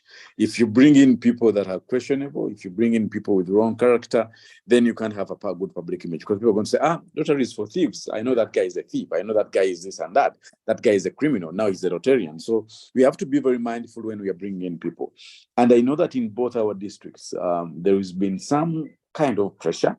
I don't know where it comes from, to increase numbers. And in the desire to increase numbers, sometimes we end up bringing in everyone who is willing to join. But we don't do enough kind of vetting to have the right people that should be joining Rotary. So we need to be mindful who joins Rotary. It's a voluntary, but also an exclusive kind of a club, because who do we bring in matters. Because if you bring in good members, and I understand that some people say, how do you know a good member? But some people we know.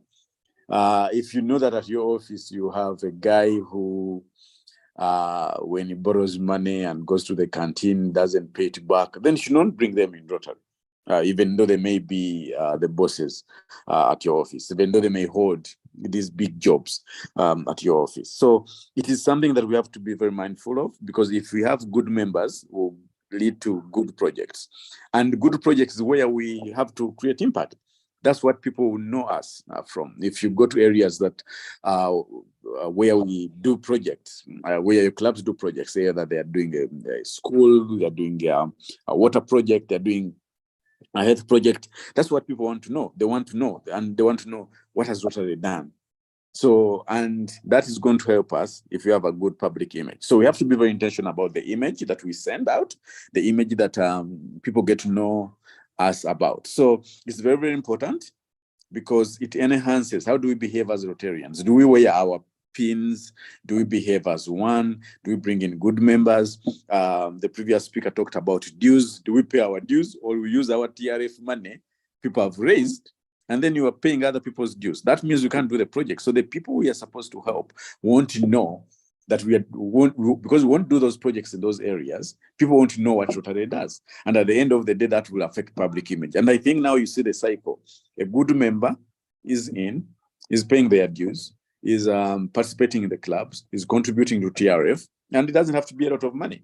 I don't know what your district has said, but I don't think they've said a big amount of money. It's very money that I believe is affordable, that can be able to be paid by everyone. But if you use that money to pay dues, to use that money to do presidential installations, and to use that money to do other things, then we won't be able to do good projects. And then the communities that we intend to serve won't know about what we do.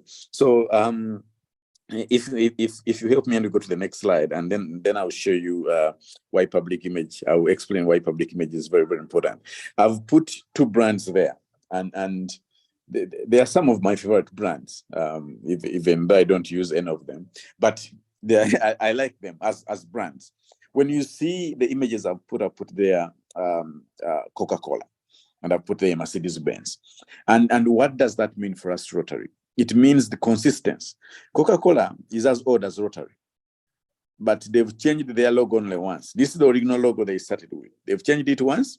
After, I think, 5 years of being in business, they changed it into work, they've gone back. So for more than 100 years, Coca-Cola has had the same logo. They changed the catchphrase, but the logo has not changed in more than 100 years because they want to be consistent. They want you to see Coca-Cola everywhere. They want you to see, they don't want you to be changing your image all the time. That's why you're very consistent when we tell clubs that ensure that we are very consistent now. We want clubs to have the same image. So that when you see Rotary with that wheel, you know that this is Rotary. The brands don't change. Mercedes-Benz has had that logo, I think, since they started. They still use it, the silver arrows in a ring. So they still have it. So we need to be consistent when we talk about public image. What is that people get to know? And if you see the biggest brands, they don't change their names. They are very consistent about it. They are very particular about it. And that's why Rotary has the brand center. And I think my colleague Charles may talk about it today. When he talks about the brand center, is where you can go. It's an online platform. If you're a member, you can be able to access it.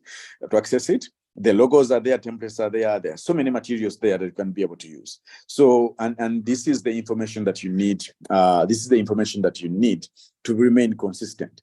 That's why Rotary, at least in Uganda, we've tried to ensure that clubs don't have their previously, a few years ago, 10 years ago. So clubs used to have their own logos. Since I think had a boat, Namugongo had a shrine. Everyone had their own thing.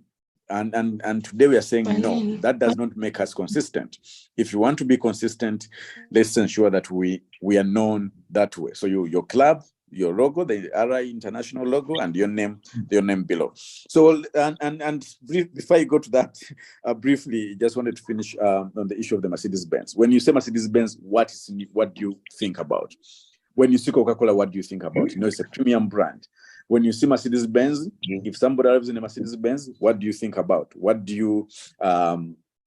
comes to your mind? That's the image you want, because they're consistent about, they're mindful of where they send their messages. Next slide, please.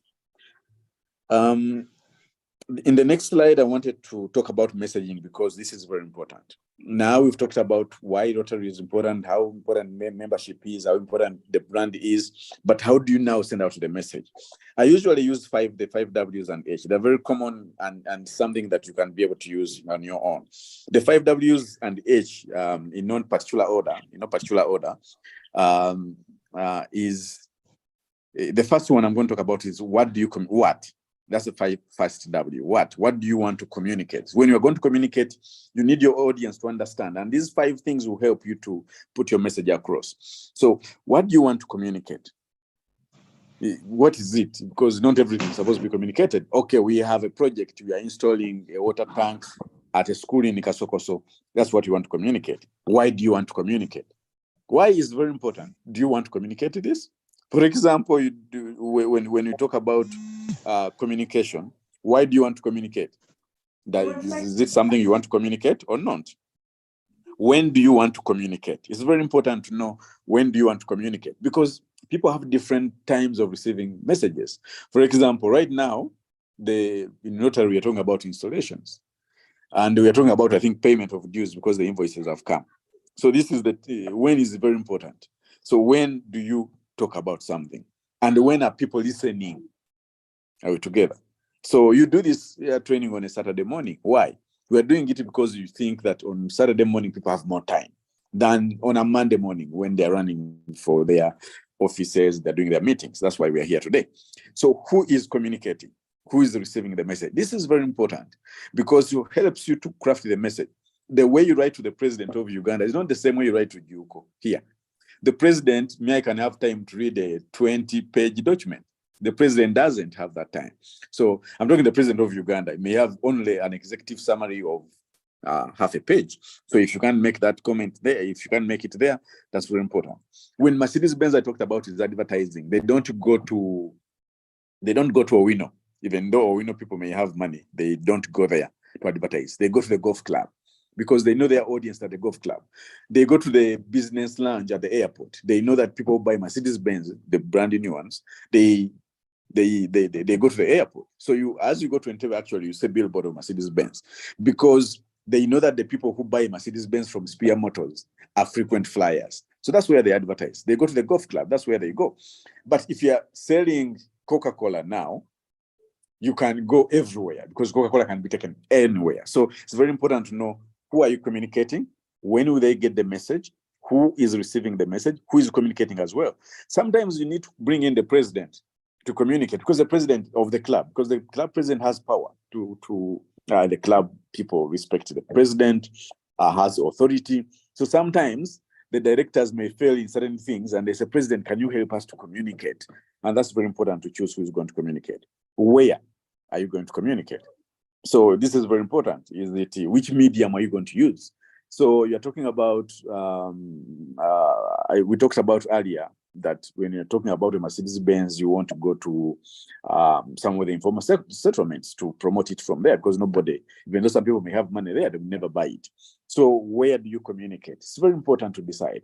Do you communicate during the fellowship? Do you communicate during WhatsApp? Do you do a newsletter? How do you communicate? Is this going to a newspaper? Is this going to a radio? Is this going to, which kind of medium do you want to use? So that's very, very important. And lastly, we wanted to look at how do you communicate? How do you communicate is very important because different audiences receive messages differently. My mother, who is 85 years old, has never been on WhatsApp. I think she has never used the smartphone. So if you are targeting my mother, you're not going to use a smartphone. You're not going to use WhatsApp. You're going to go to radio and maybe TV. She watches some TV. She doesn't read newspapers, I think, anymore. So because her eyes are failing. So, but she's on radio. She gets radio. And what radio? You're not going to get her on Galaxy FM. I talk about Galaxy because they're my friends, but it's a youth station. An 85-year-old mother like mine will not be able to listen to Galaxy FM, but they will listen to CBS News at 9 a.m. So, or 9 p.m. before they go to bed, they will listen to the news there. So how do you want to communicate? How many times do you communicate? Coca-Cola, everyone knows Coca-Cola. There's nobody who doesn't know Coca-Cola anywhere in the world. But if you tune to the radio today, they are communicating. So consistency is important. So it's very, very important to how many times are you going to communicate? You're not going to communicate once. That's why the people who collect dues in our clubs, they communicate, I think, every day, every week. Pay dues, because it's frequency. Frequency matters. And because if you don't tell people, so many times they forget. They have other priorities. That's why we tell people, today there is fellowship. Are you coming for fellowship? The flyers go out. People know that Yenga Sunset meets on Sunday or something, but they will forget. So you need to consistently remind people. So consistency is important. How many times are you going to communicate? You're not going to communicate a project once and you say, we communicated our project once, it's done. No, people will not know. Even people were supposed to use that facility that you spent so much money to put up. So you need to find a plan. How do you communicate? How do people understand? Now, if you go to the next slide, we'll look at, the one before. Communication planning. Why do we need to plan? We need to plan because a structured way of delivering specific information to specific audience. You need to understand your audience. Very, very important. That's why you need a communication plan.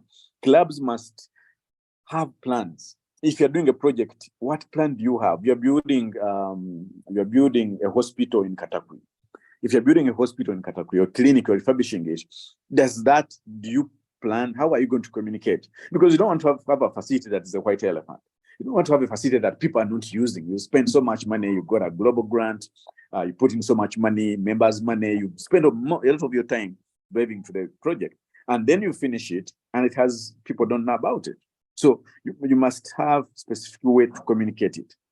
If you have a hospital in Katakwi, how do people in Katakwi receive information? How will they know that this facility is there?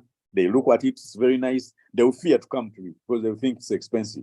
Yet maybe the project is even free for the audience. So how are you going to communicate to them?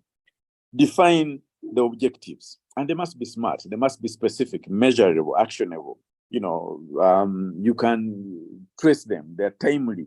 You You must have objective. What's the objective of communicating? I want to communicate about our project. We are doing a water facility in Masaka.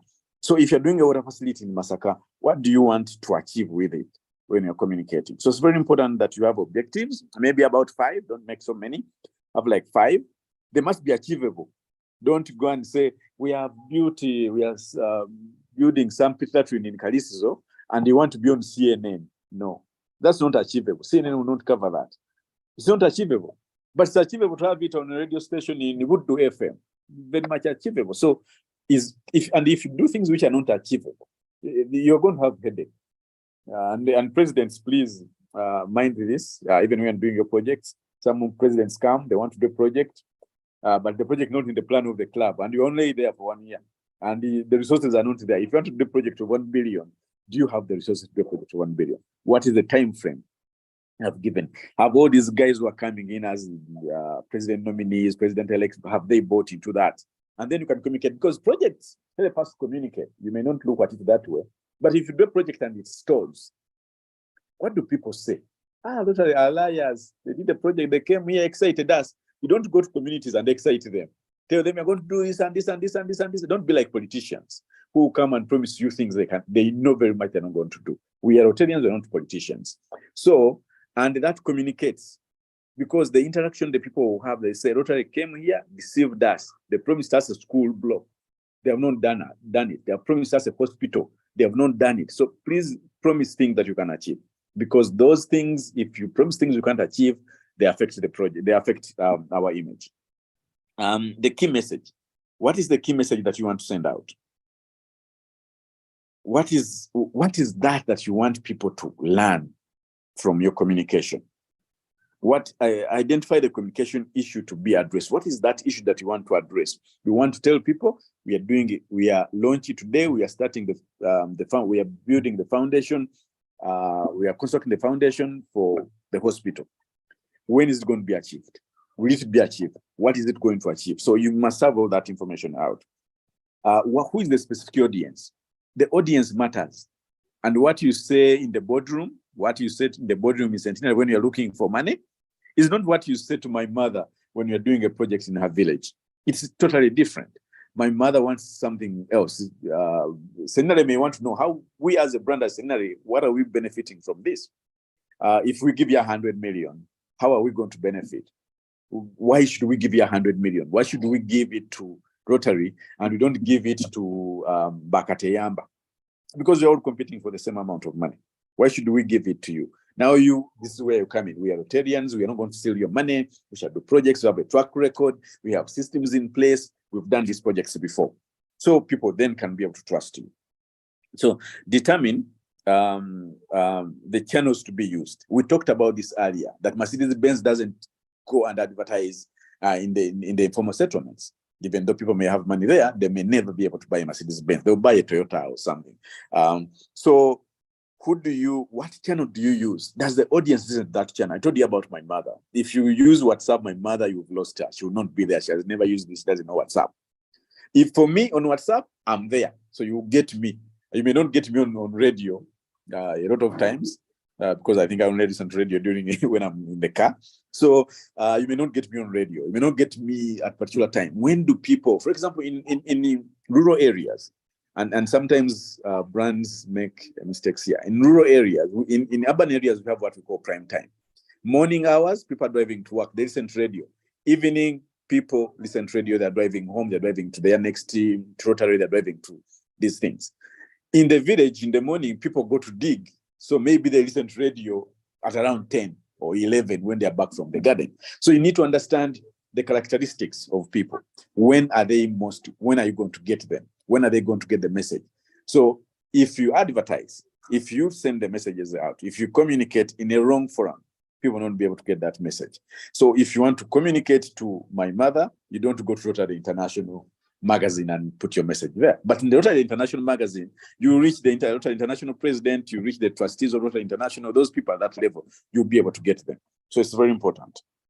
The frequency of the message, we talked about this. How many times do you communicate? Because right now, we are all in this in this. Nobody's listening to radio, nobody's watching TV, probably nobody's reading a newspaper. So if the message only appeared today on radio at 10 a.m., we've probably lost it if you're targeting us. So you may have to ensure that runs several times so people can be able to understand. And then performance indicators. You must evaluate yourselves. Have I achieved? The brands like Coca-Cola I talk about, or Mercedes, when they advertise at the airport, they say, okay, in a year we've been advertising, we spent 100 million on this. What has been the return on investment? How many cases of soda have we sold? How many Mercedes Benzes have we sold? So even us in Rotary, because we are spending money, we are spending our time, our resources to be able to advertise. When we do, for example, the cancer run, and we spent 20 million on advertising the cancer run, or 100 million on advertising the cancer run. The evaluation is how many people have turned up, how many companies have contributed to your project, if you go out there to send out this information. And lastly, budget. And this takes me to my last slide. Please help me. This is the last slide. And this one talks about the budget. You see the image on your left. You see this macho guy and a very powerful lion. And the image on the right shows you people, a lot of times people, what they want is the image you saw on the right. Are we together? On the left, sorry. And what the budget for is the image you see on the left. So there's a mismatch. Clubs say, we want to do this, want to do this, want this, want to be on TV. Have you budgeted for it? Do you have resources for it? And budget, I don't mean only money, because in Rotary can use the resources. Do you have the resources? If you want to be on CNN, fine. Do you have the resources to be on CNN? If you think you want your project on CNN, or you only want, you have to be specific. Plan for it. Have a budget for it. Have a budget for it and plan for it, and ensure that you can be able to achieve it. Chair, thank you very much. That's what I had today.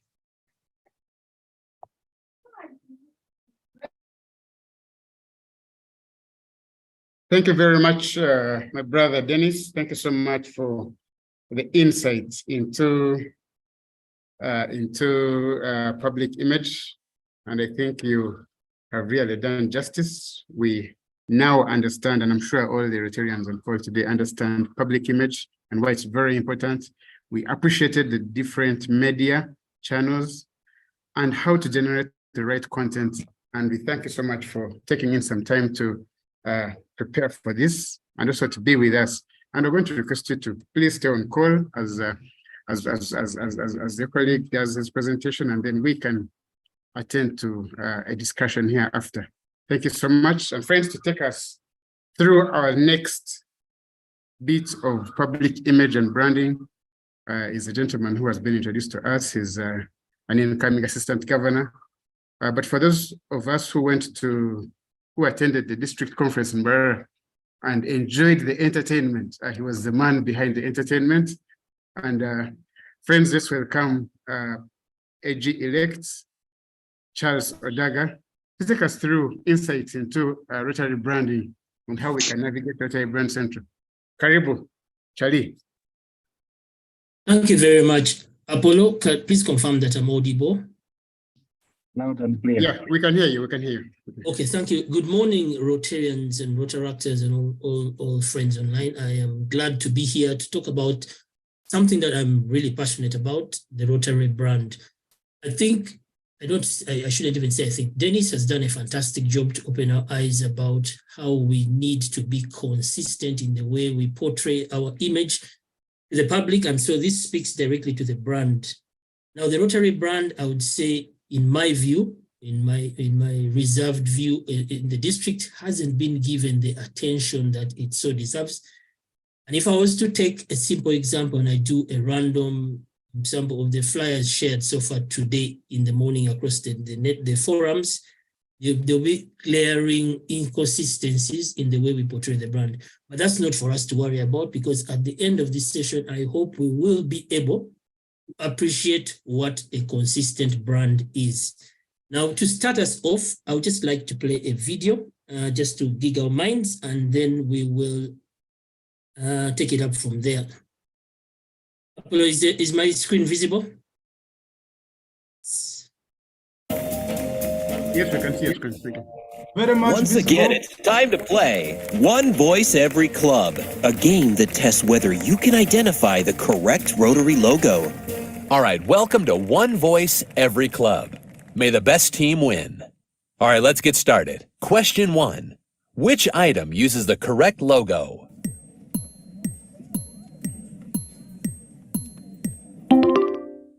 The banner. Oh, try again. The mug. Oh, I'm sorry. The correct answer is the website.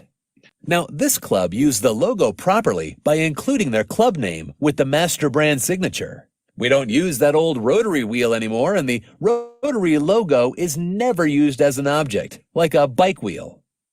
All right, next question. Does this poster use the club logo correctly?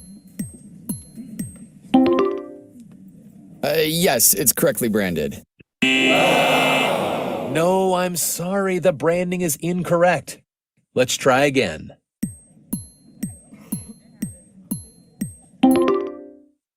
Yes, it's correctly branded. You're right. Well done.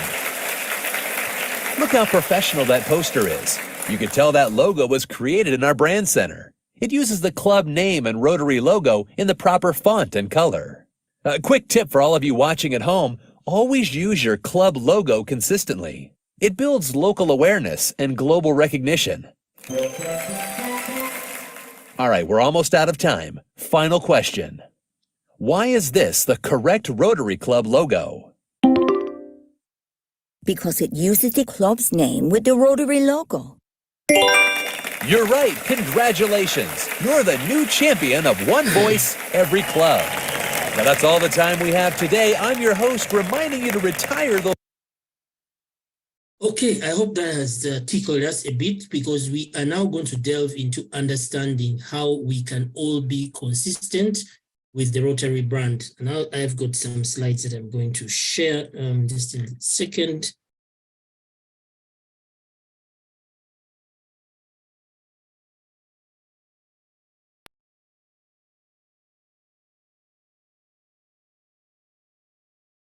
Okay, just to give us an idea or a glimpse into the whole functionality of a My Rotary account. Now, if you are a Rotarian, it is advisable that you ensure that you open or you activate your account on the Rotary International website, and that is what we call My Rotary account. Now, this functional My Rotary account will open doors for you to the Rotary website, the Rotary Club Central, which is the goal center for the clubs, Rotary Showcase, which is a platform where we get to share our projects. There's a grant center, again, for those of you and all of us who are expected really to do global grants. There's the Learning Center, which is the hub is the official training program of Rotary International. But for today's purpose, number 6 on your screen talks about the brand center. It's actually brand center, not branding center. Brand center, apologies for that error. Now we are going to look at the brand center in detail to help us to understand how consistent the logo is. From the video that I played earlier, many of you must have picked the logo that we commonly see around, which has got blue in and out, but we're going to see all that in the next slide. So just give me a moment. Now, you see that Rotary logo is an old one. It was refreshed in 2013, but it still features on many of our websites, on our branded items, and most especially, I think every cake designer in Kampala was given that wheel, and I see almost all the installation cakes and the birthday cakes that the clubs have been displaying, and I just want us from today to take it upon ourselves to ensure that we discard the use of this logo. It is not our official logo. I'll show you a picture from a cake that was displayed just this week.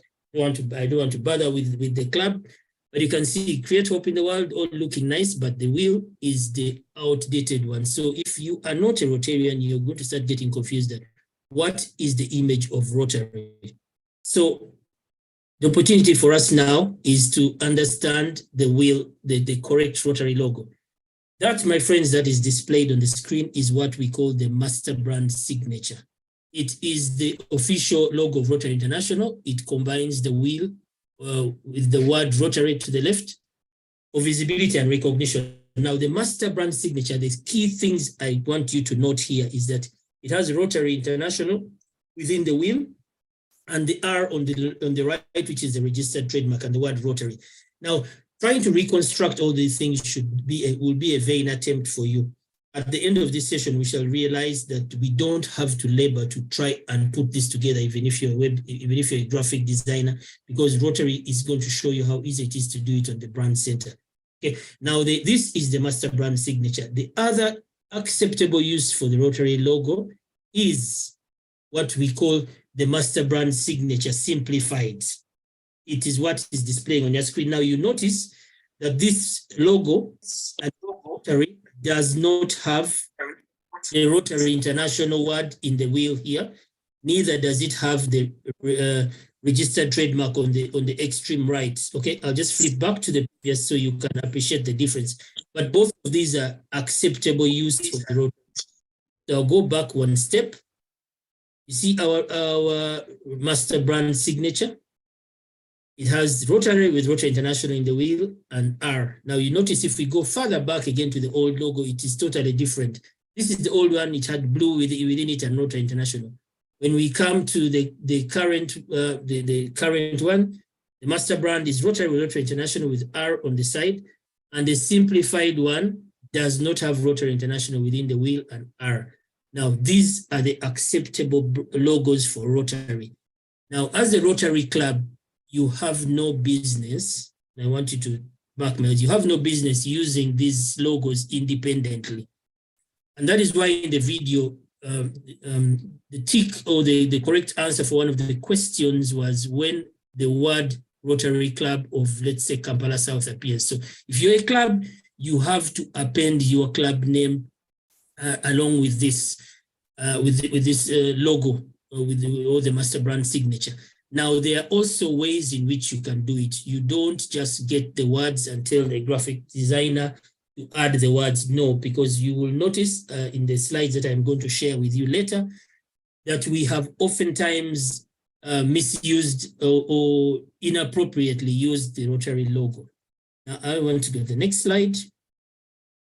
Now, this wheel alone is what we call the mark of excellence, and it's a secondary Rotary logo, but it must be used with the word Rotary. It's rare for us to want to use this wheel independently, but it is what I just need you to understand, that when the wheel is used alone, it's called the mark of excellence. It has the word Rotary International in with the small R along with the wheel, the registered trademark.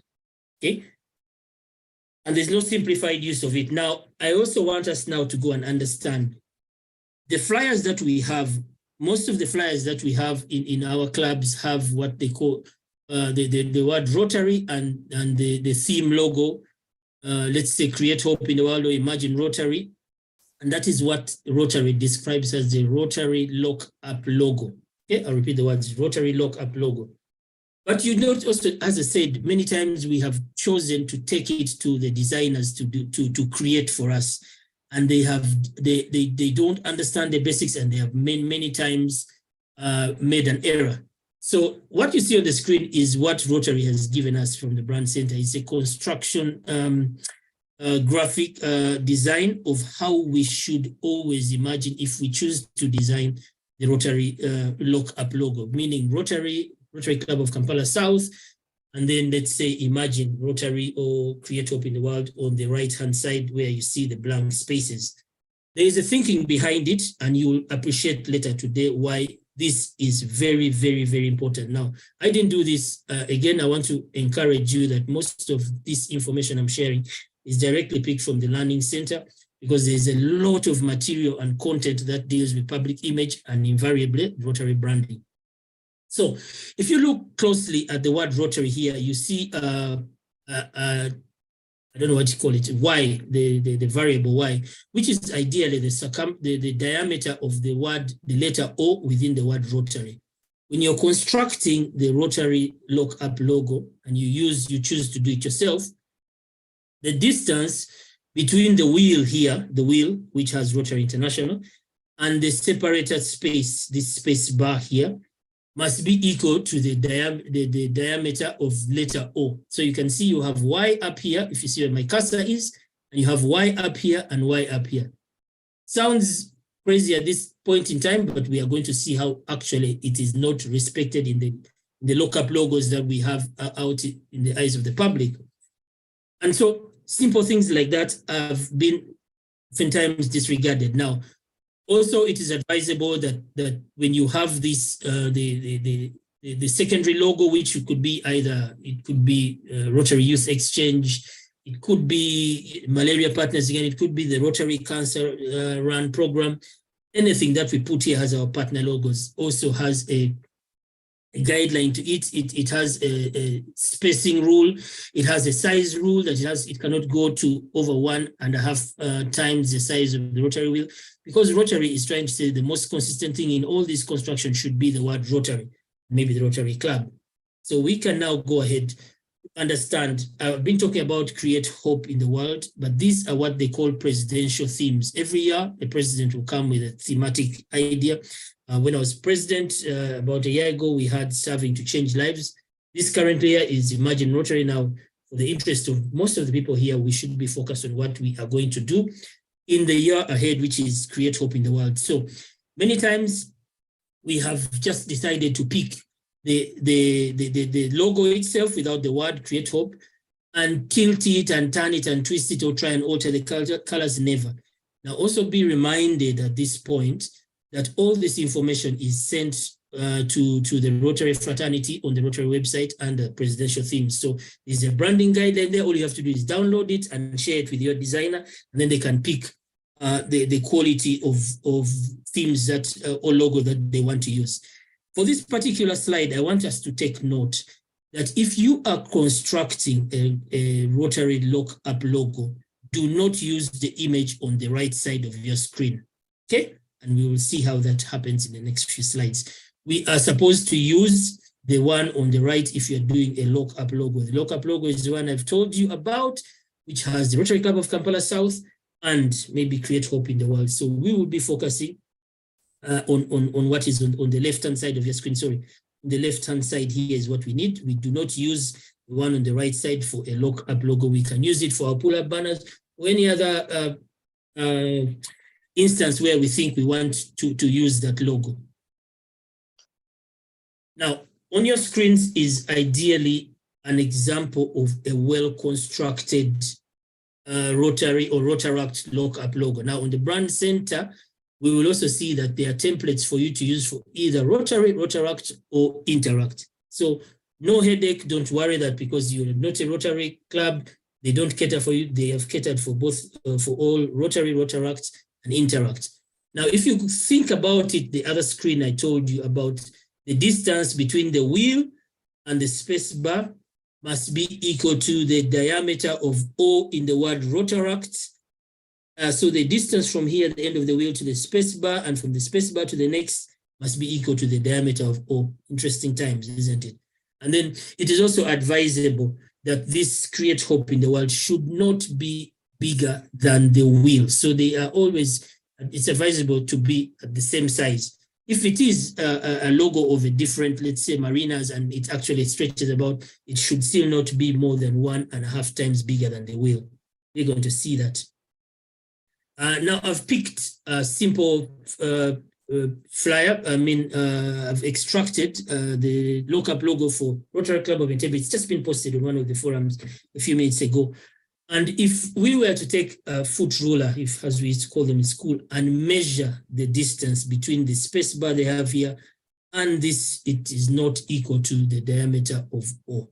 So you can see already I tried to pick as many flyers, and I'm going to show them to you of flyers that have just been shared this morning on the various platforms that I'm on. Now, in the slide you see above, I've used an example of Sunrise Kampala, and I've also picked one from Kajansi. Now, I want to use this to help me to explain more about the logo. Now, when we pick the logo, the Rotary, the word Rotary and the wheel, this one they've used the simplified version. You see, it does not have the word Rotary International in. The words of the name of the club can either be on top or below. So this is consistent use of the word. You can have Sunrise, Club of Sunrise Kampala on the bottom, or Sunrise Kampala Club down. You can have Sunrise Kampala D9214 down or D9213 above, and Sunrise Kampala below, all acceptable use of the logo. Now, if you see those bars, the red bar and the yellow bar, I'm just trying to show you what I was explaining.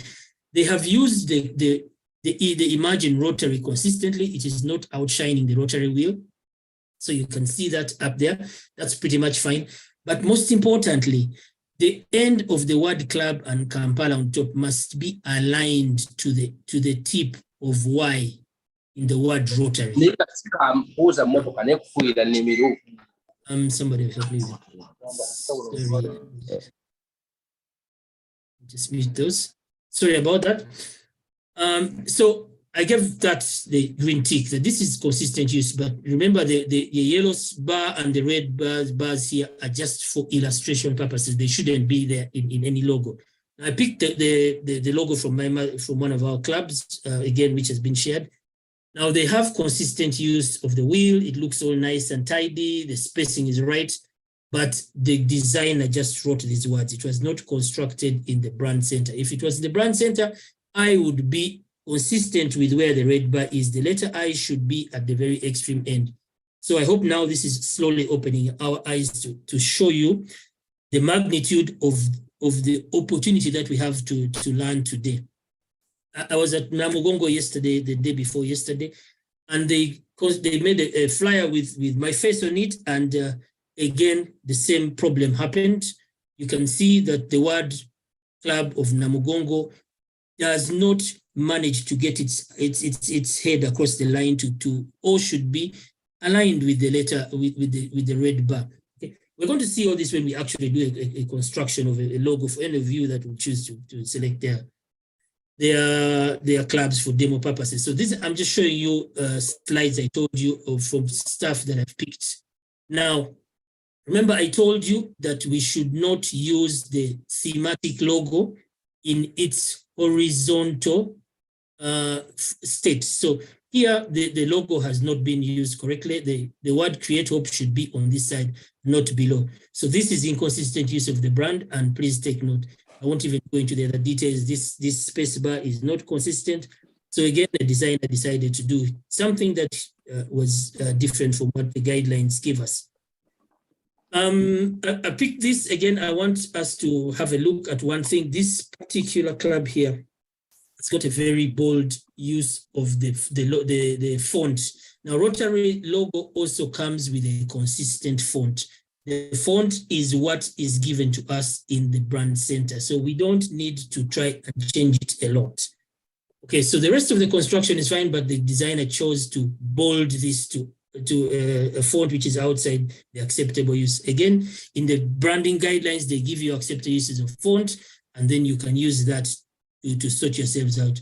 My friend Prosi again also sent me this, and I was like, yes, this is an opportunity for us. If I was to put a bar here, 4 does not align to the end of Y. So we will again have to work to, you can even see if you come to this, the space bar between Rotaract and Create Hope in the World, there is a loud discrepancy in the spacing here. They should be equal to the diameter of O, and I really think I've spoken so much about that. Now, this flyer here looks so fine, and all of you may accept that it is great. But now I want to bring a totally whole perspective to understanding why our brand needs to be given breathing space. The use of these Rotary logos here is consistent. It is correct. Where the problem is with this flyer is that this bar here, which has Rotary E-Club literacy information, is infringing onto what they call the clear space of Rotary. And I'll tell you about the clear space in the next slide. Now, this is what the clear space is. If I choose to use a Rotary Lock-Up logo, the space around the Rotary Lock-Up logo must be equal to the height of the letter R in whatever logo you have, in whatever font you have used, which is a consistent font. So this R that you see here, if you placed it imaginary in your head around the lockup logo, that entire space around it should be clear. Why? Because we want our brand to be visible without infringement from other things. So many times you will see clubs putting a dash of fire going through the lockup logo, you know, trying to be also ingenious about it, but it is not necessary. We are supposed to leave our logo to breathe comfortably with the space, the size of letter R. And now if you go back to this logo, you see the brand, the lockup logo up there in a breathing space. Immediately after the logo, they have slotted in the e-club information, and that is unacceptable use of the Rotary logo. Now, I just wanted also to show you the clubs. That's a very consistent use, Rotary Club of Lakeview. I think that's Procy. I don't know how she got it wrong on the other one. And then we have another unveiling of the butcher. You can see that the YR is all nicely spaced and stuff. So I just picked a few. If we have to just go flyer to flyer, we'll spend the whole day. So that is it about the consistent use of the brand. I want us now to go to the brand center and actually construct a logo here for us to be able to appreciate that it is a very simple process and does not require us to think of the best website designer or graphic designer. Only at the end of this, I expect that we'll be able to design the logos and then take them to Nasa Road or wherever we go, instead of looking at a flyer for maybe the Rotary Club of Kampala South and telling the designer, then he starts tinkering with his own ideas and does not have the measurements in. So I will go. Now, of course, for you to be able to approach to get to the brand center, you need to be logged on. And to log on to your, let me share my screen. You need to be logged on to the Rotary website. You can see that when you're logged onto the Rotary or to my Rotary account, your name should appear on the top right, and you can see that it shows that. And then to get to the brand center, you just have to go to the tab here which says Member Center and scroll down to, and you can see we have the brand center there where the cursor is now. Just click that, nice and easy. And that, my friends, is the brand center, and it is where the magic happens. Now, Rotary has made, previously the brand center was just giving you ideas and all those measurements of construction. Now they have allowed us to actually construct the logos from within the brand center, and they actually go a step further and give you templates. So for a lockup logo, as I told you, I want us to go to the templates tab here.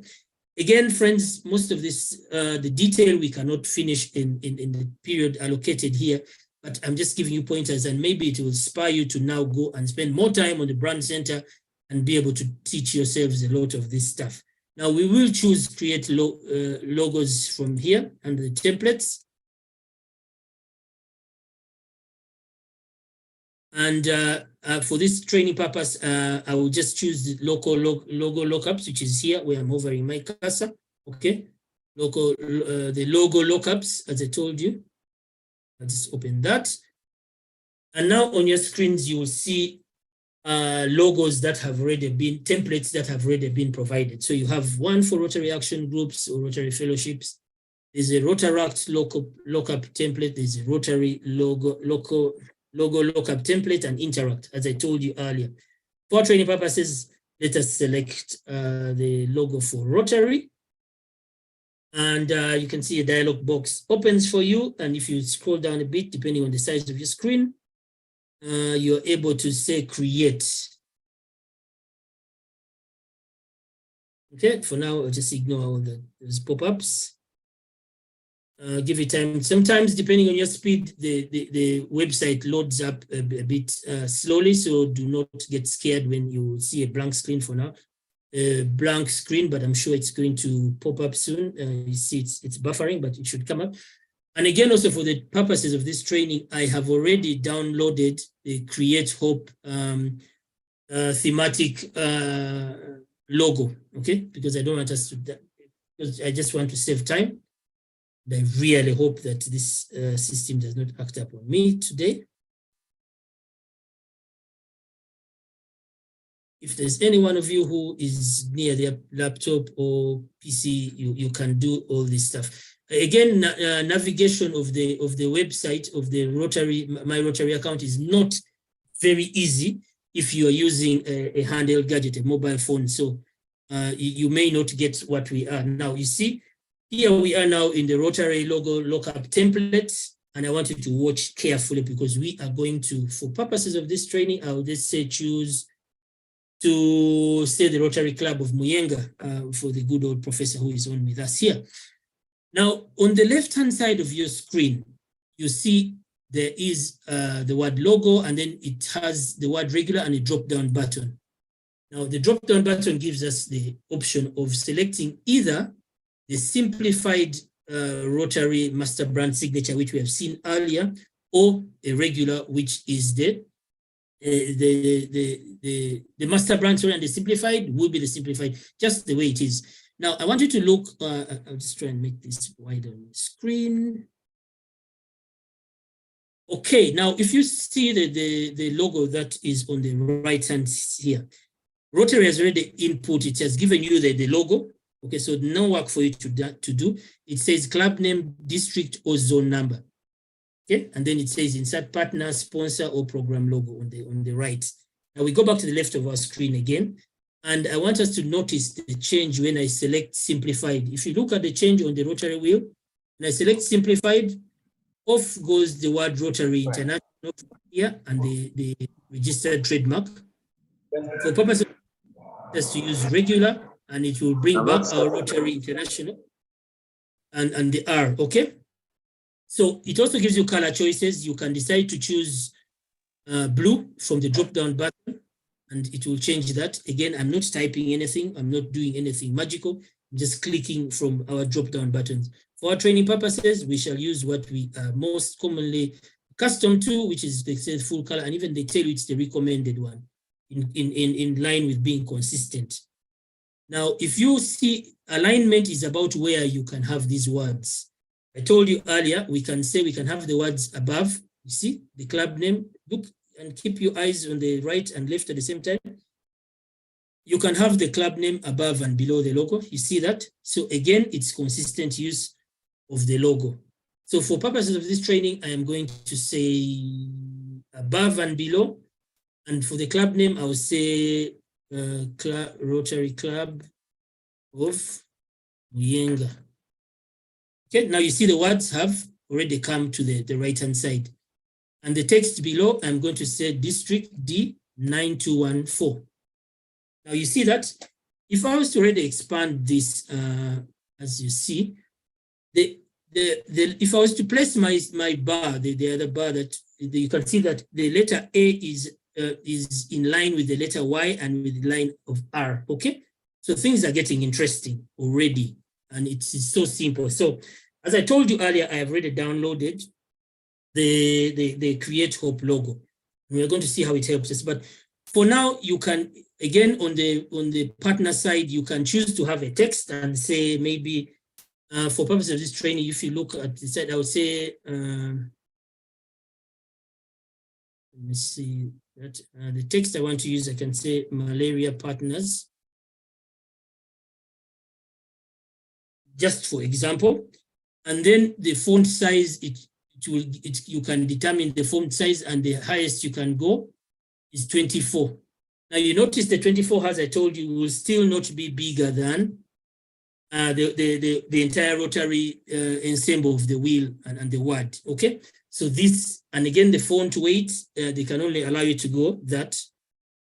If I bold it up, again, on the left, you see there's bold, font weight and size, and it will give it a bold effect. Just give it some time. Okay, so we can have malaria partners. This is simply an example. If we choose to use text, we can also choose to use what they call secondary Rotary logos, okay?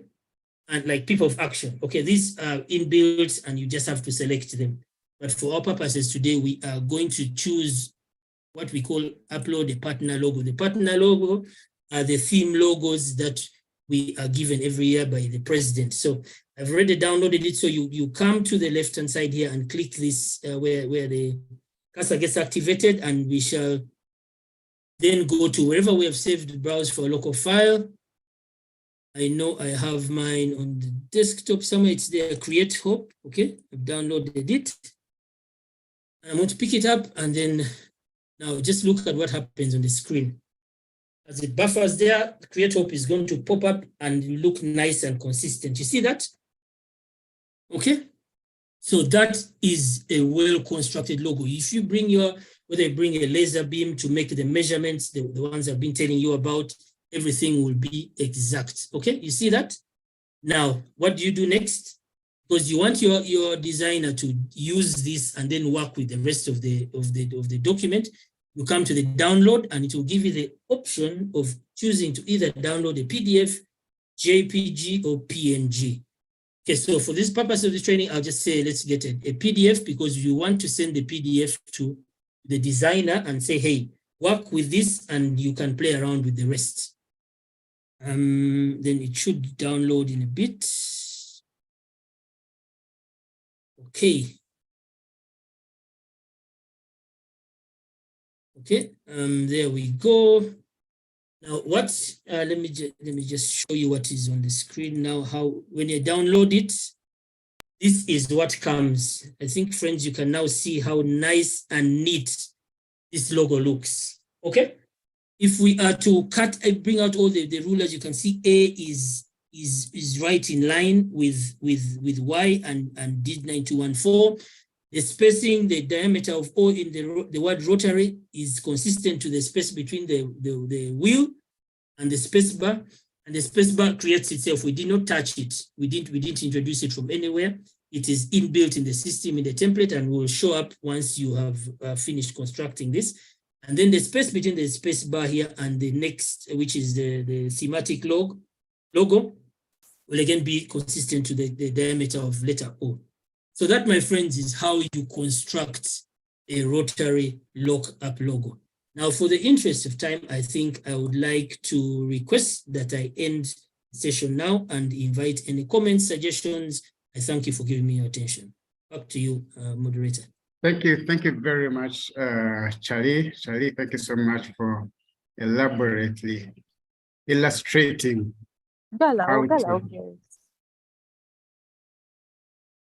so thank you so much once again, and we really do appreciate. Friends, I must acknowledge that we are out of time, but I'm going to request all of us here that before we get into Q&A, we will exceed our time of 11 o'clock by just about 30 minutes because of the importance and the core of what we're discussing today. This brand issue has been very, very sensitive, and like the illustration Charlie has given us, you can tell that many clubs have been doing some mistakes in these issues because of not knowing, and this information is very available in the e-learning center that you have demonstrated. So let's take in some time and really understand and comprehend this. So we'll give PR, public image, and Q and branding just about 5 to 10 minutes of Q&A. And Simon, I hope you're scanning through the chat. So Joseph, you can unmute as Simon prepares to tell us what's in the chat. DRRN, Joseph, please unmute and give us your comments, and then we'll go straight to the chat. And the discussion here is for both the public image presentation and the branding presentation, beginning with Dennis's presentation and then Charlie's presentation. Thank you very much. So Joseph, please take it on.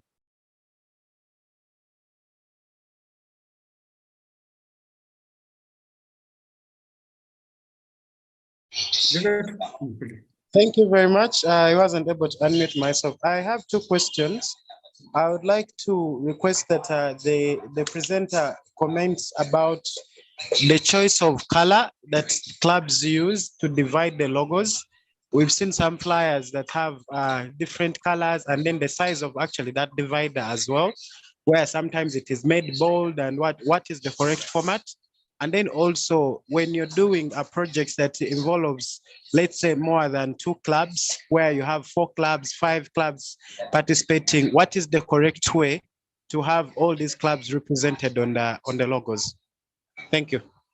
Yes, thank you, Joseph. Simon, please take us through the chat. Thank you so much, Charles Odaga, for the presentation. I see most of the questions that were asked, Apollo, you ably answered them. I hope everyone can access the chat to see. But let's have, if there's anyone with questions, kindly unmute and or put up your hand, and you'll be selected to ask the question.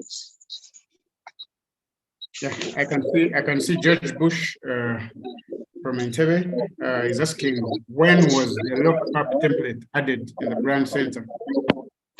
So I think Charlie, you can respond to those, and if there aren't any other presentation, then we can quickly move on to the next. Okay. Joseph, you can put down your hand. Thank you very much, Joseph, for the questions you asked about the Rotary colors. As I said, Rotary has a visual identity guideline document. It's a 56-page book which you can download if you complete the public image course of the Learning Center. Now, just giving you one of the slides. Rotary is telling you that if you choose to become ingenious, if you want to think outside the box from what is recommended or what is commonly used, then they give you a color Pantone. So you can see what is on your screen are the mix of colors. I won't go too much into it, but it's a color palette overview. That's just one page. And then color palette formula codes you can see. None of this is my making, but it's from the voice and visual identity guidelines. So that's what guides us. Now about the spacebar, I've told you, the spacebar is the way it is. If you choose to, the most you can do is just play around with the color that it is. But if you construct the logo lookup from the brand center, it's going to be that particular height, that particular font, if I'm to use the word font, and color. So let's just stick, for us to be consistent, let's do the same thing until we understand how alternatives can be sought, okay? So that is it. If you have multi-clubs, there are two ways you can do it. You can, again, use those clubs as the partner logo, okay? So you download their logo individually. You know, you can download the Rotary logo just alone for the club, say Rotary Club of the Rotaract Club of Kajansise, and then you again use the local logo template and design them. Or other clubs have chosen, which is again acceptable use, you line them below from the brand center, again from that the text box, so you can have the Rotary Club of Kampala South, Rotary Club of Upper Kololo, so Kampala South, Upper Kololo, at all going down in below or above the word Rotary. That is the correct use of the wording. But when you try to do 17 or 6, 7 small wheels, then we are going to have a problem. Okay, if it is Rotaract as beside the Rotary, and then you list them all down. That is what I understand for multi-club use of the brand. My brother George Bush, the local logo template was introduced at the beginning of this year. If you want to always understand and get to know what is happening on the Learning Center or on the brand center, please go to the newsletters on your profile and pick the one that gives you updates on public image. So you will always get these newsletters which are free, and they'll always give you an opportunity to learn, to know what is happening on the brand center or the Learning Center. And so it was introduced earlier this year, so we don't have to reconstruct. And I want to also appreciate that George is one of the people that I've reached out to when his club has misused a logo, and he's been very glad and happy to get it adjusted. So the opportunity, as long as you have a My Rotary account, just get to the brand center, and it's a fun place to learn a lot of stuff. Back to you, Apollo. Thank you so much, Ali. Joseph, I don't know that it is. Okay. Is it the same hand? Or? No. Just for clarity, I wanted to ask. So, is it true? Is it right that I've seen clubs that do a Rotary logo, and then as part in the space where you're saying we put the partner logos, they list all their clubs running up and down, and then slash the film logo. Is that right? Or should we just go with what you said, where we list all the clubs below the clubs? Joseph, thank you so much. The club should be the word Rotary. It cannot be slashed and then you list Kampala South, North, Kampala West. No.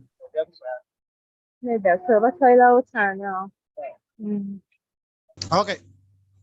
Thank you. Okay, thank you so much, Charlie, friends.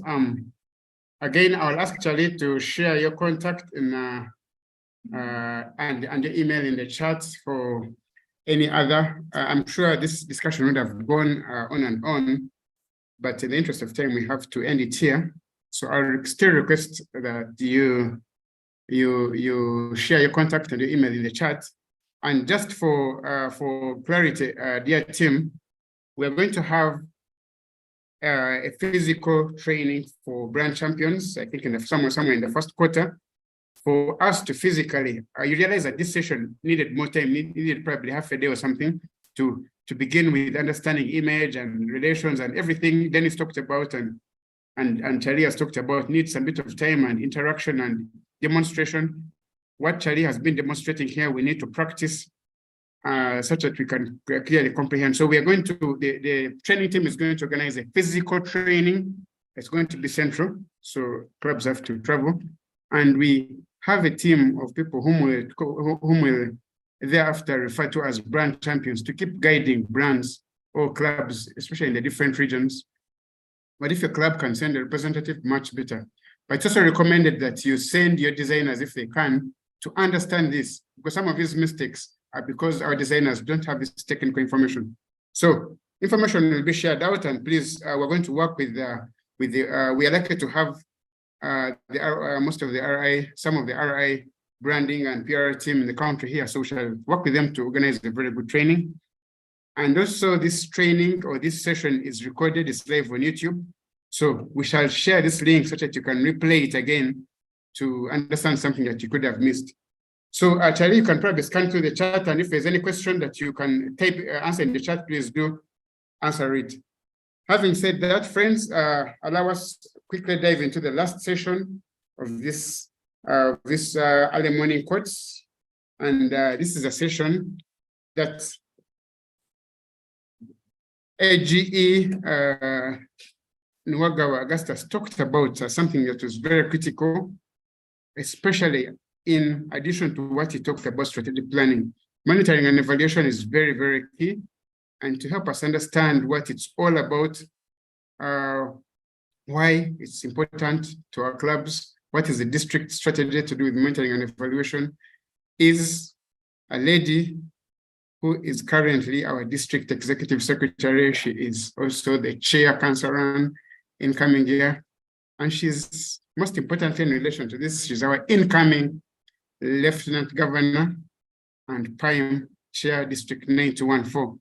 So welcome, Christina Mayanja, to take us through monitoring, evaluation, and learning. Karibu sana, Christina. Yes, is it good morning? Yes. Good morning, friends, and thank you so much, PhD Apollo. Let me switch on my video briefly so that when I start probably presenting, I'll switch it on.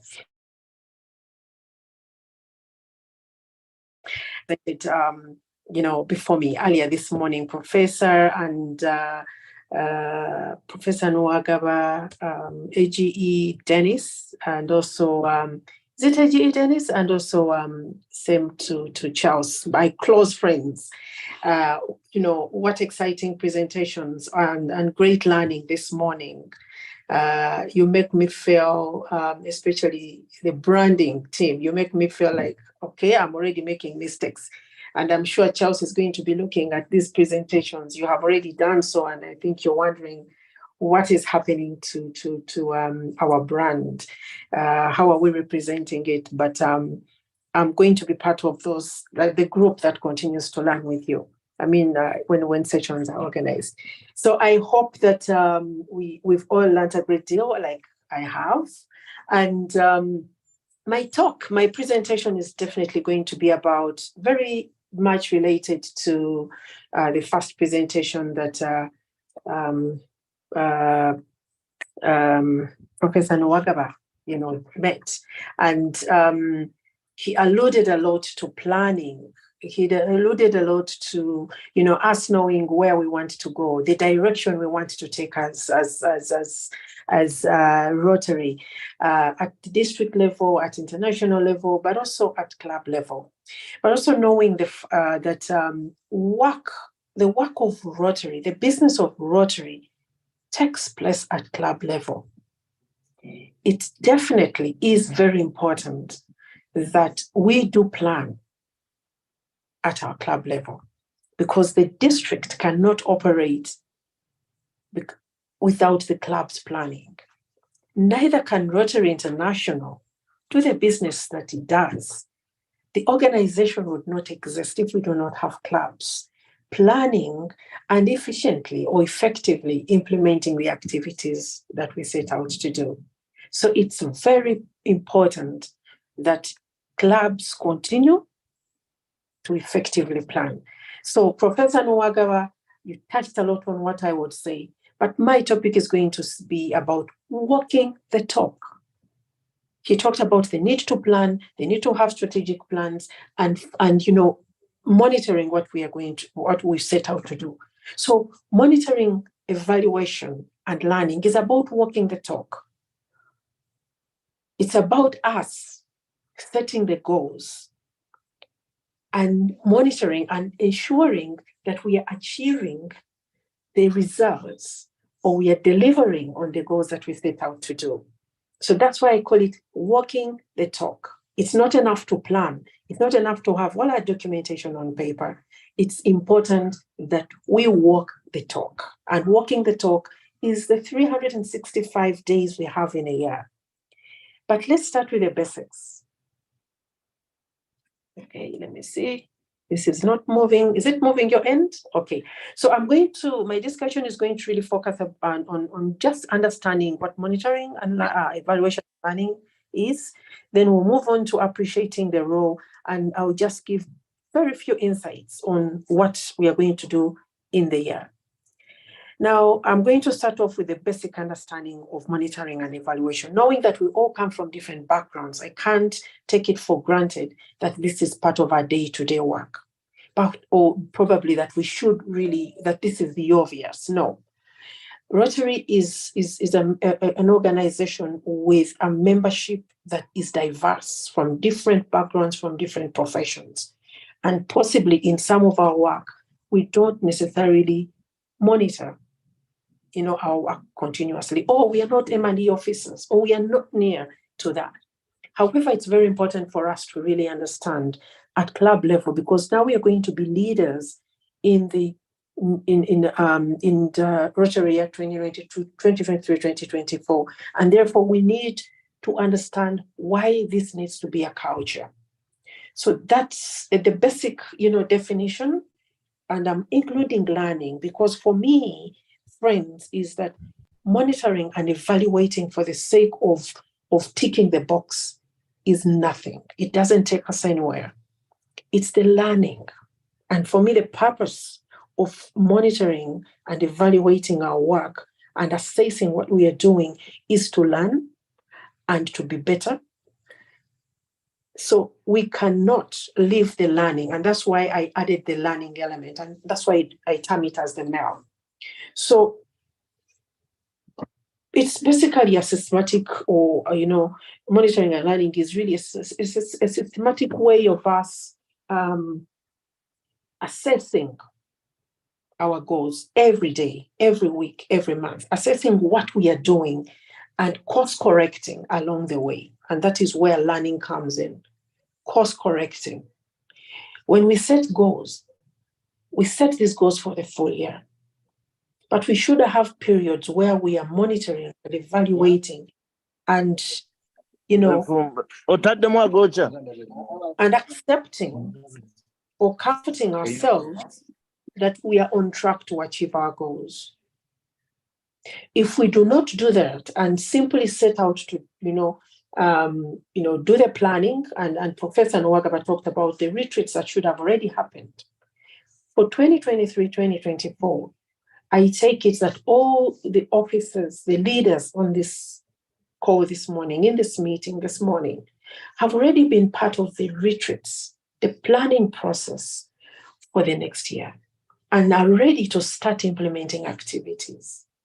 But we need to sit back every so often to learn. So monitoring, learning, and evaluation, or monitoring, evaluation, and learning helps to give us those insights, to inform us and to help us make informed decisions.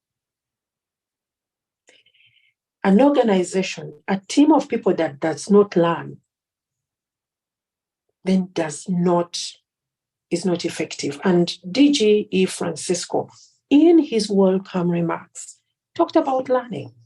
He did indicate that we need to learn and relearn because the world we are living in is evolving.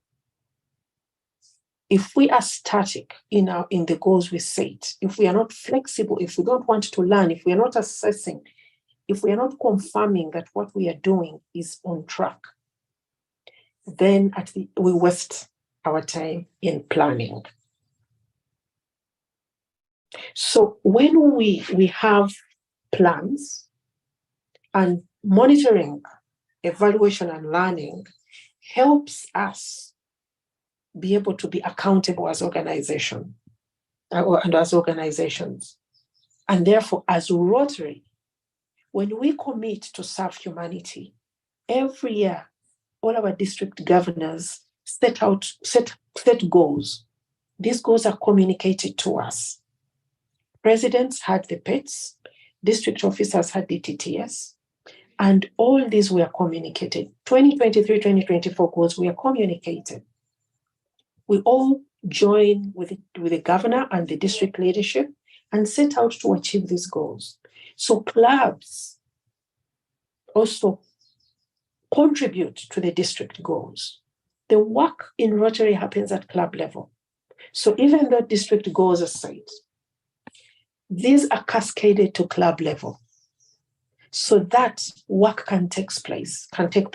And therefore, when we do monitoring and evaluation and learning, we are be able to be accountable to the goal, to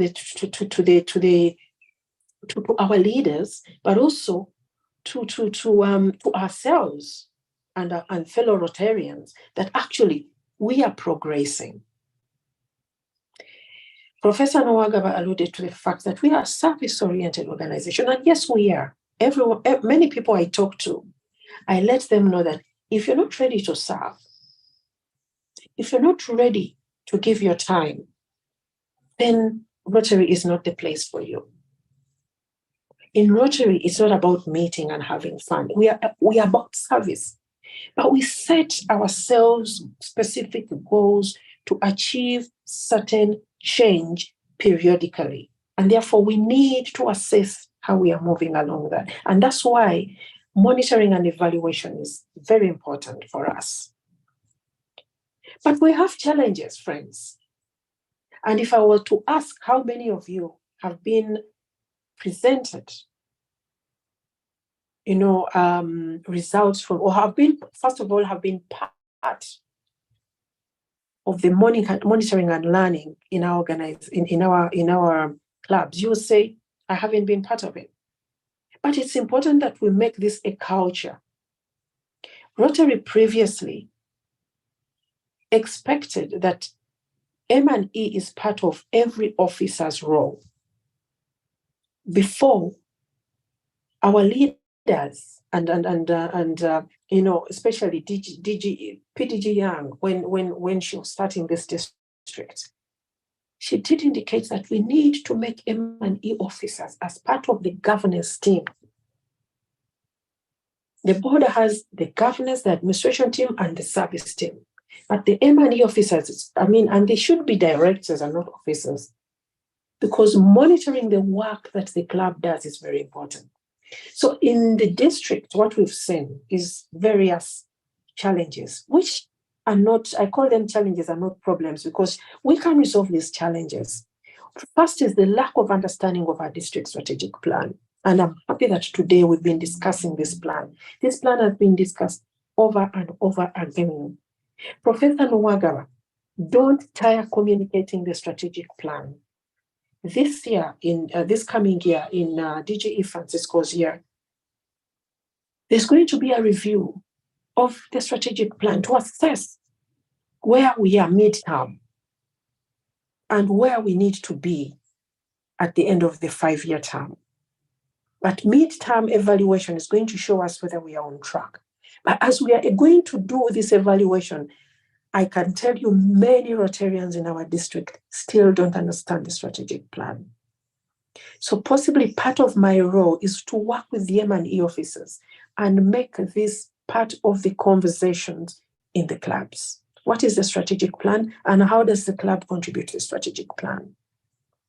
It is not the district governor and his district team alone who should be understanding the strategic plan. It's every Rotarian in the district. So one of the challenges is we don't, and we need to do that. So I'm already letting you know what my work is, going to be. The next is the lack of club strategic plans. And these plans should be, feeding into the overall district strategic plan. So many clubs don't. And therefore, who are we and what do we set out to be? How can we 6 years later start calling ourselves a club when we don't have a direction, when we are not feeding into the overall district direction? So that's why these trainings are very, very important. And officers, when you attend these trainings, go and cascade the information in your clubs. It's very important that every Rotarian understands the direction. Many clubs lack knowledge about the district and your goals, even when they are communicated. And this is the problem of presidents, the secretaries, the club officers who attend, the pets, the courts, who don't cascade this. But the challenge we also have as Rotarians is we don't read, because even when these are communicated on email, when these are communicated through the other forums, WhatsApp, and probably the district magazine, we don't read. Can we take interest to understand where we want to be at 30th June 2024? It's very, very important. The other is consistent goal setting. Now, I'm going to show you what it means and why it's important for us to set goals as clubs. Some presidents are present here today. They've attended courts. They've been trained in, use of the online tools, but we do not have your goals in RCC.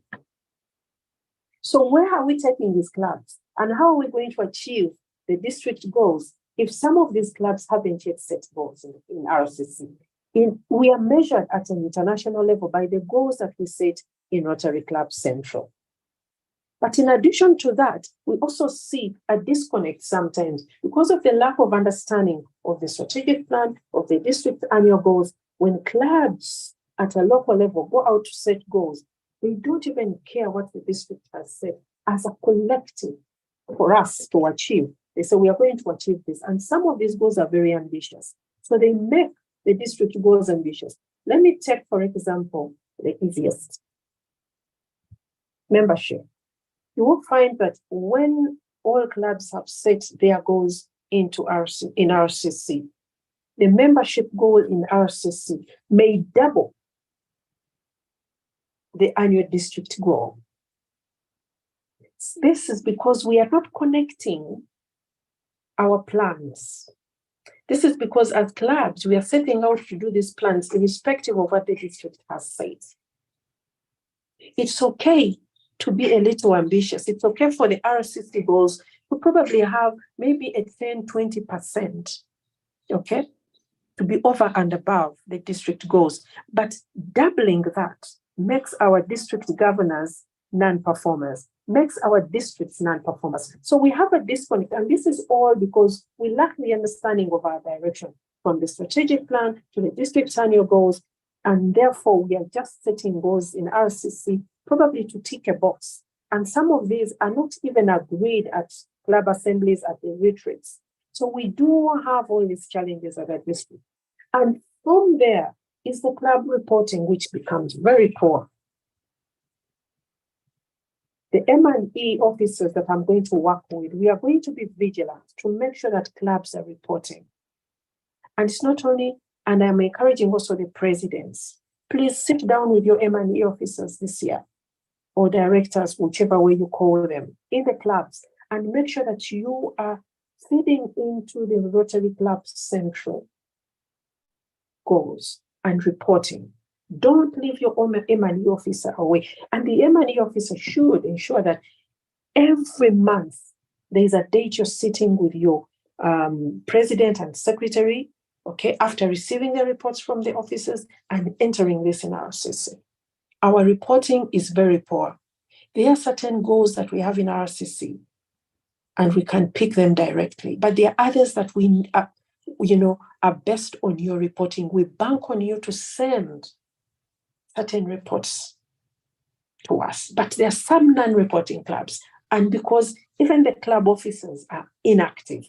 So you can imagine we are setting out, we are planning to go a certain direction, but probably some people are not going to join us, so probably we'll go late.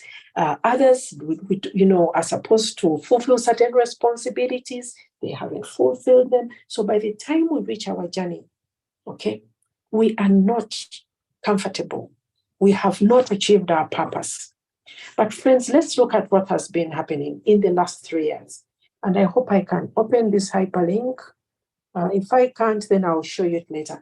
But I wanted to show that in 2021, 2022, when PDG Young was leading the district, we had 25 non-reporting clubs. 25. Didn't set any goals in RCC. So at the district, there was no way you can monitor those clubs. But even at the club level, what are you monitoring if you don't have goals? If you can't enter the goals in RCC, do you have goals at local level, at club level? Where are the assistant governors? So this also speaks to assistant governors. We need, to work with these presidents and support them. In this outgoing year, we've reduced that number to about 5. You can imagine the effort. It means the AG has to, keep calling the presidents, as a district secretary, have been reminding these clubs, please don't make everyone, chase after you, club officers, presidents, and your M&E officers. To date, we have 79 clubs that haven't set goals in RCC. We are 101 clubs. I will share the detail after this. I'll give it to PG April to share. 70 clubs have not set goals in RCC. These are the challenges I'm talking about, friends.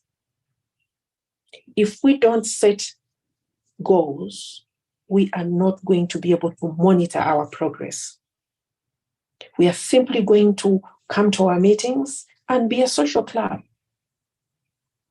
We are simply going to have presidents who are going to wake up and say, this is a project I want to do, and just lead you in a direction that you don't know. It's the responsibility of every club officer to ensure that as you're starting your year, you are clear of where you want to go.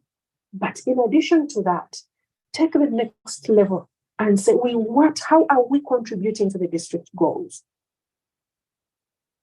And how are we contributing to the overall goals of the organization this year? So I wanted us to really go through that, because this is where our biggest challenge is, and this is where our work is going to be. I don't know if it's a lag in my internet. Yeah. So having talked about all those challenges, I wanted to just run through the importance of monitoring, evaluation, and learning in Rotary, and why we need to make this a culture and not just a specific role, but mainstreamed in all our responsibilities. So first is setting clear goals. PEs should have already established the goals for 2023-2024. If you haven't, then we need the ages to come after you. These are the 70 clubs that haven't set goals in my Rotary. We are just a week away to the end of this year, to the start of our Rotary. Where are you going to start if you haven't set goals? This must be clear, and we need to know how these feed into the district goals. Then we need to have monitoring system, and we don't need to have complicated mechanisms. We should work, we are volunteers, and we should make this as flexible as possible, as easy, okay? Let's find a way of gathering information, of monitoring our progress at our board meetings, our monthly meetings. How are we checking in? Or are we coming to talk about, the activities without looking back at the goals and say, okay, how do the activities that we undertook in June fit into the goals that we set? If it's projects, if it's PR, if it's membership, if directors are reporting, don't leave the goals behind. And it's always important to use RCC to actually monitor where you are. So let the monitoring systems be simple as having a discussion that relates to what we set out to do and using the monthly board meetings. And I'm assuming that every club meets on a monthly basis. At least every club has a board meeting.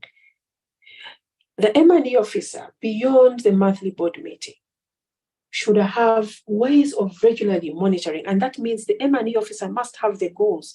There must be a spreadsheet, a dashboard at the club level where the M&E officer feeds in what needs to be achieved at a quarterly level, semi-annual, and then at the end of the year. And therefore has that constant communication with the directors. It's always good to, if we are doing projects, to conduct those periodic evaluations. Check if our projects are on course. Check with the beneficiaries, okay? Let's have those one-on-one discussions. Check with the stakeholders. We have local council people. We have stakeholders where we conduct our projects. Can we check in and see and understand this is what we set out to do? When we came to your community, we set out to implement this project for this year that was supposed to achieve. 3 months later, just have that conversation. It can be a focus group. You can even have a club meeting that is just a focus group in the community and say, we want to understand how this project is progressing, and not leave it to the community. We must inculcate the culture of monitoring our work in our clubs. Learning is big time for me. I had conversations which are not valuable. What am I learning from what we are doing? How can we improve? And we should be, as at club level, course correcting, and also at district level. And I'm going to encourage that we continue to check on, even as a district, in our quarterly meetings. What are we learning and what can we course correct? You set out to do this, it's not working. What solutions, what proposals do we have? And that's the beauty of sharing and engaging others, okay? But the last one is about seeking external support. Let's not, if you're a director of projects or membership, you set out to have a goal of maybe 20 new members, and members are not bringing in. Learn from other clubs. How are they attracting new members? What language are they using? How can you attract members? Because if you have a target of 20 members, half year you have 0. Are you going to achieve your target? The M&E officer needs to come in. But let's learn from others. We have edges, we have district committee chairs, Clubs need to seek out these people. There's a lot of support, but what happens at club level, this support is not sent. I just wanted to give a summary of the role of in terms of reference of M&E officers and myself as a person who is going to lead this work in the district is really talking about, what I've just said to all of you, coordinating and ensuring that clubs are getting the support they need, okay? But also tracking the progress. Because if, for instance, membership, nothing is working, let's look at the membership committee at the district level. Bring in the chair, but also we have the AG, we have area support officers. Clubs have a lot of support. Bring in that support and say, what is not happening and how can we do better? Then tracking progress is going to be on a regular basis. And I'm going to be working very closely with the M&E officers. The last one is facilitating learning. There is nothing that we are going to achieve by just reporting and not learning. Reports are useless if you're not learning from what you're reporting. So club officers, presidents, secretaries, and M&E officers, we're going to work together. And also the directors. We have a big problem where directors are not even reporting what the challenges are. They're inactive. You can't know how to help. Even so presidents at that level suffer. And if a president doesn't report, the district suffers. We can't report. You're not reporting in RCC. We are also not reporting on the progress because work happens at the club level. So it's very, very important that we understand the role of M&E. But my call is to make sure that this is a culture that is mainstreamed. Everyone must, be able to check and have that appetite of the month is gone. What have I done at my level? Even club members to challenge the leadership and say, this is what we set out to do. Where are we? In club assemblies, if our Rotarians are asking for the progress towards in business meetings, if Rotarians are requesting for the progress towards the goals they set, then we would be more accountable. So we want to ensure that in 2023, 2024, we are actually looking at how are we progressing towards the goals that we set out to do at club and district level. And of course, when I say we, I'm looking at the M&E officers, but also the presidents and the secretaries. I said this role is at the governance level, okay? And ensuring that we are course correcting in time and not being defensive about what is not working and not blaming about what is not working, but working together and walking the talk. And walking the talk is about delivering our activities, delivering on our goals. I picked this up and I loved this. And I want to say, let's adopt an adaptive learning process, because when directors and clubs are facing challenges, when district officers at the district level are facing challenges, there's a tendency to retract, to hide, just keep quiet and nothing is going on. Let's be flexible.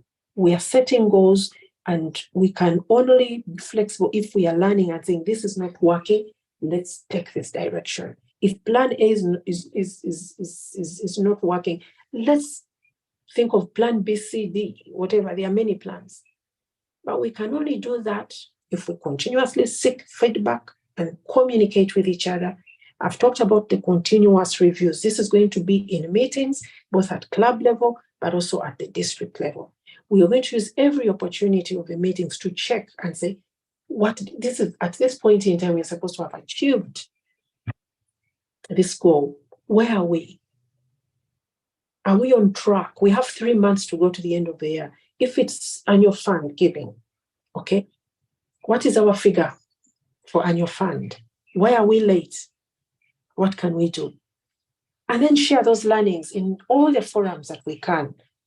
And this is where we are going to work with all of you, ensure that we are communicating these learnings so that people can learn. And only if we are adaptive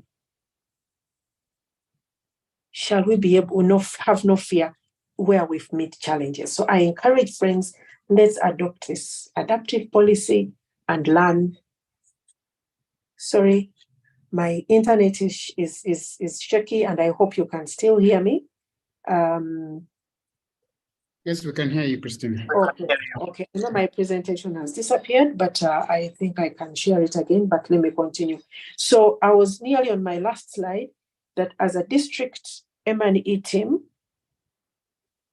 our role is going to ensure that we are tracking progress. So the first thing is I'm going to ensure that we have a forum, and I'm going to consistently communicate with M&E officers. When I decide to communicate, I do, and I reach people everywhere.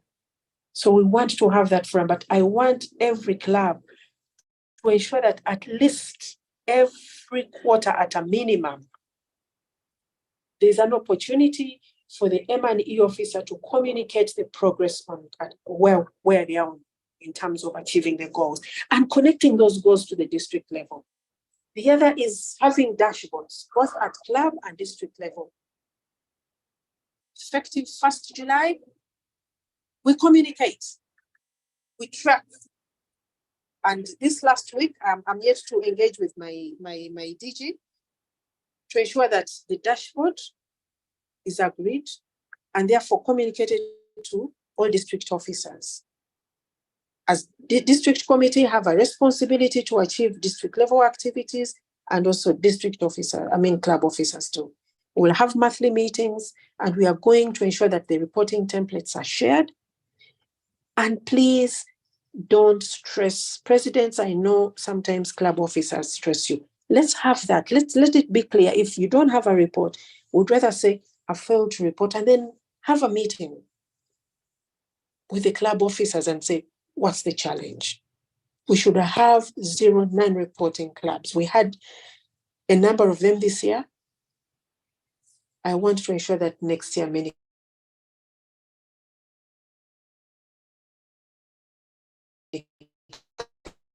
we are going to share the template for district, finalized it because there's a lot of consultative process that needs to be done, and learning from last year's experience that even if it's communicated prior, there's need to ensure that at club level, everyone understands the criteria for awards. So by the end of the first quarter, this should be popularized by the M&E officers in each club every month, so that the committee at club level, the board and the members know what they can go for, instead of waiting last minute and trying to fit into, trying to apply. But even the reporting leads to winning awards. So if a club reports, they will be able to get awards. But if the club understands the awards that are available, then they will be able to work towards those awards. Thank you very much for listening to me, and apologies for the challenges with my internet. I hand over back to you, PAG Apollo. Thank you very much, Christina, for well elaborating, monitoring and evaluation and learning, and adding that particular word, learning. And I think it is something that most of us have been missing out. We've just been ticking the box and trying to emphasize that it's not just about monitoring and evaluation, but there is an extra component that actually can help, especially now that we're in transition. That component can help the incoming team to actually understand some of the lessons learned in the different sessions in the outgoing year. Thank you so much. And you shared a very, very big concern. 70 clubs haven't yet submitted or haven't yet uploaded their goals, and it's just about a week to go. So friends, I can see that there is still a big challenge, and this is one of those dockets that was well-intentioned as they were being introduced to the district, and the emphasis that they should be part of the governance implies that we need to move together. So for the officers, or for the president-elects who are here, and you have not yet appointed M&E officers, you now understand why we need these officers. So please go back, and I think we have noted that there's a lot of work to do. So allow me to invite once again Simon, who has been scanning through the chat. Please give us some of the comments that are ongoing, and then we can probably come to the end. Thank you. Thank you, district trainer, Senior District Trainer, and thank you, Rotarian Christine, for the presentation. What I have here is a supplement from P.A. Edwards, and he says, thanks our own DES, Christine, for the awesome enlightenment. Just to supplement, I think for the M&E to be effective, the club or district should have a strategic plan, long-term goals and plans from which annual goals are based. Once annual goals are set, we must have annual work plans. Annual work plans help to communicate the expected little activities that have to be executed and the timing for the annual goals to be realized. This facilitates course correction. There was a question here from Rotarian Godfrey, and he says, is there a club reporting format and MEL tool? Yes, that's a question. And Emmanuel asks, are there tools and trackers for M&E like what the PRR team shoulders for goals, for logo making, etc.? New clubs need a clear understanding of these. Then Grace Mukono asks, thanks for the presentation. The question is there an award for the PRR officer? Yes. Daniel asks, with strategic plans that with a strategic plan that the trick in my opinion is with the ever-changing annual themes, the governor's signature projects. How do you provide for this, especially with the M&E? I think the question is, the trick is that there is usually a change in leadership and the governor's signatures projects, and he's asking how we can provide for this, especially with the M&E. Okay, is there anyone if anyone has a question, please put up your hand. Let's use less than 5 minutes for that. And then DS Christine can answer.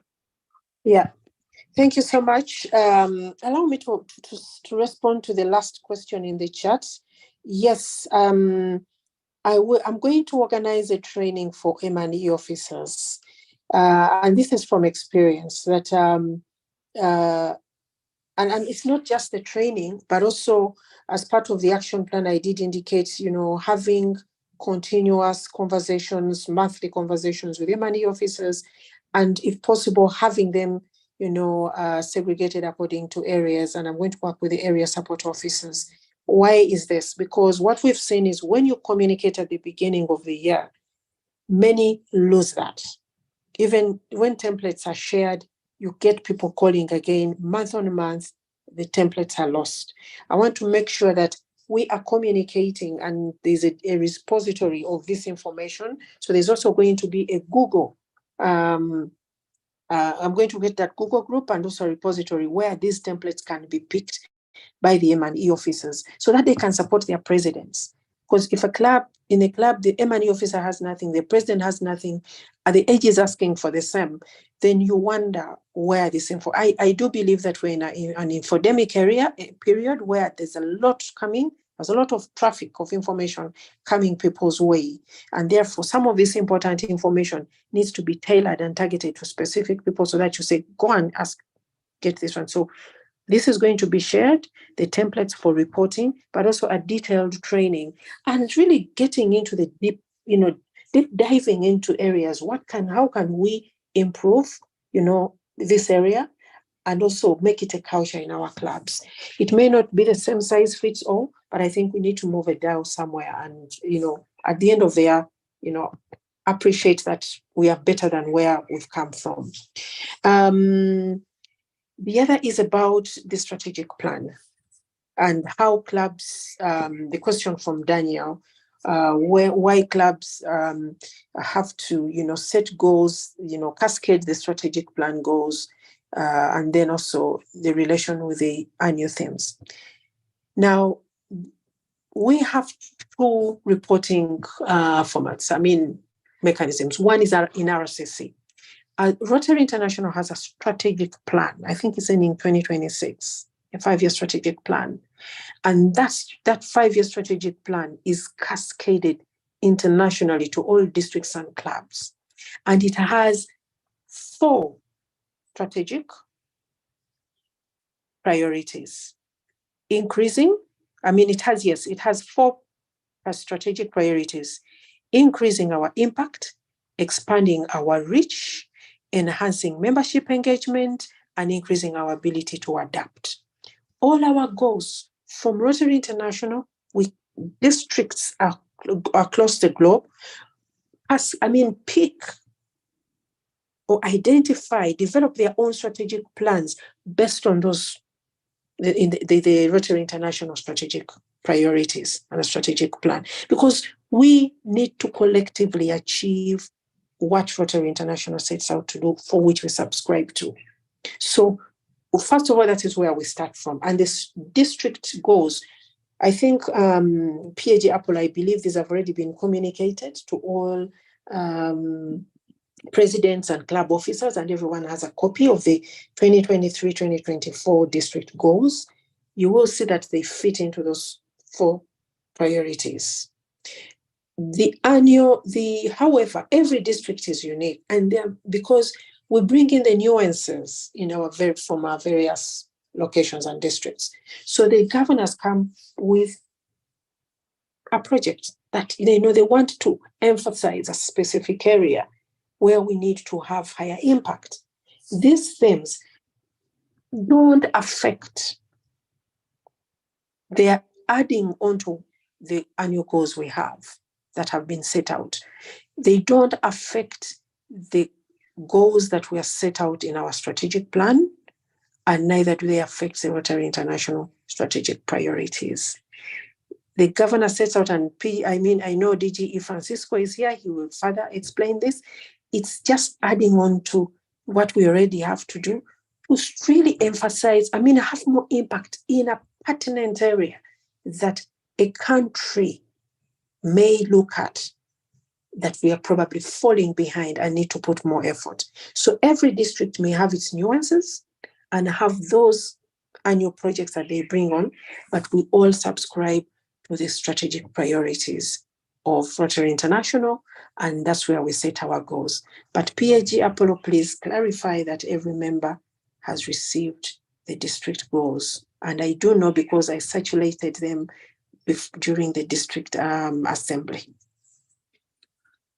Thank you very much, Christina. And I can confirm that most, or if not all, the Rotarians have received emails with the district goals. The assistant governors have been emphasizing this as they've been moving around and introducing and attending the different incoming board retreats. So we hope that most of the incoming leaders have already accessed the goals, but we shall also try and emphasize, especially on the district platform, for these leaders to take it on. But thank you so much once again for emphasizing this. And it has been a very, very exciting training. Friends, thank you so much for loaning us 30 minutes of your time this Saturday morning. And I believe it was worth it.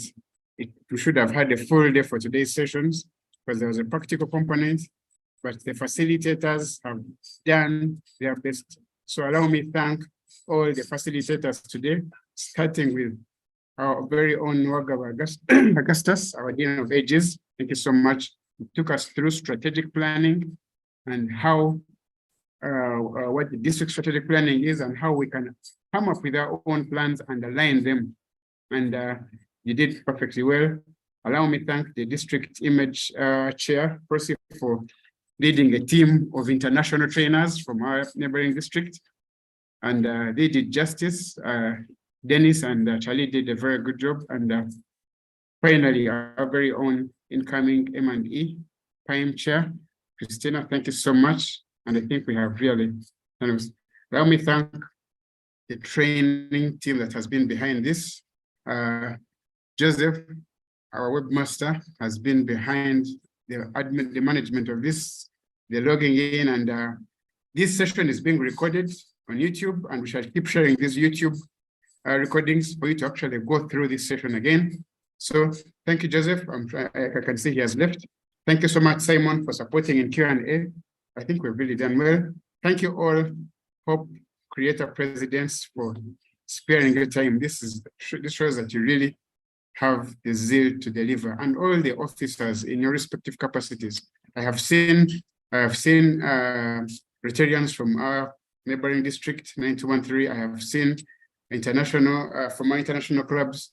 I can tell that it's we are really destined for success this year. So friends, as we come to the end, allow me invite our district governor-elect, incoming district governor, Semanga Francisco. First of all, before he comes in, allow me to thank him so much for the passion he has for training. He hasn't missed any training, even when he had other training activities today morning. You've been with us all until the end. Thank you so much. So, Governor, you're welcome to make your closing remarks and officially close this session. Thank you very much. Thank you so much, my brother Apollo. And thank you so much, all our trainers this morning. Of course, I thanked you in advance before the training started, but I want to thank you again for the job well done, all of you. I also, in a special way, thank our trainers from District 9213. I like Apollo's way of always inviting our brothers and sisters from 9213, and we work together. I like that kind of solidarity. We are all in service above solve. The redistricting was created just to ease administration, Rotary.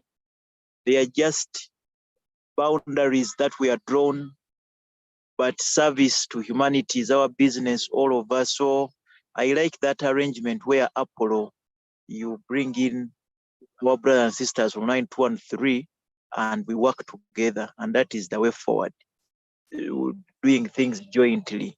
All our trainers on call, thank you so much. Our president-elects, our officers from Uganda and Tanzania, thank you so much.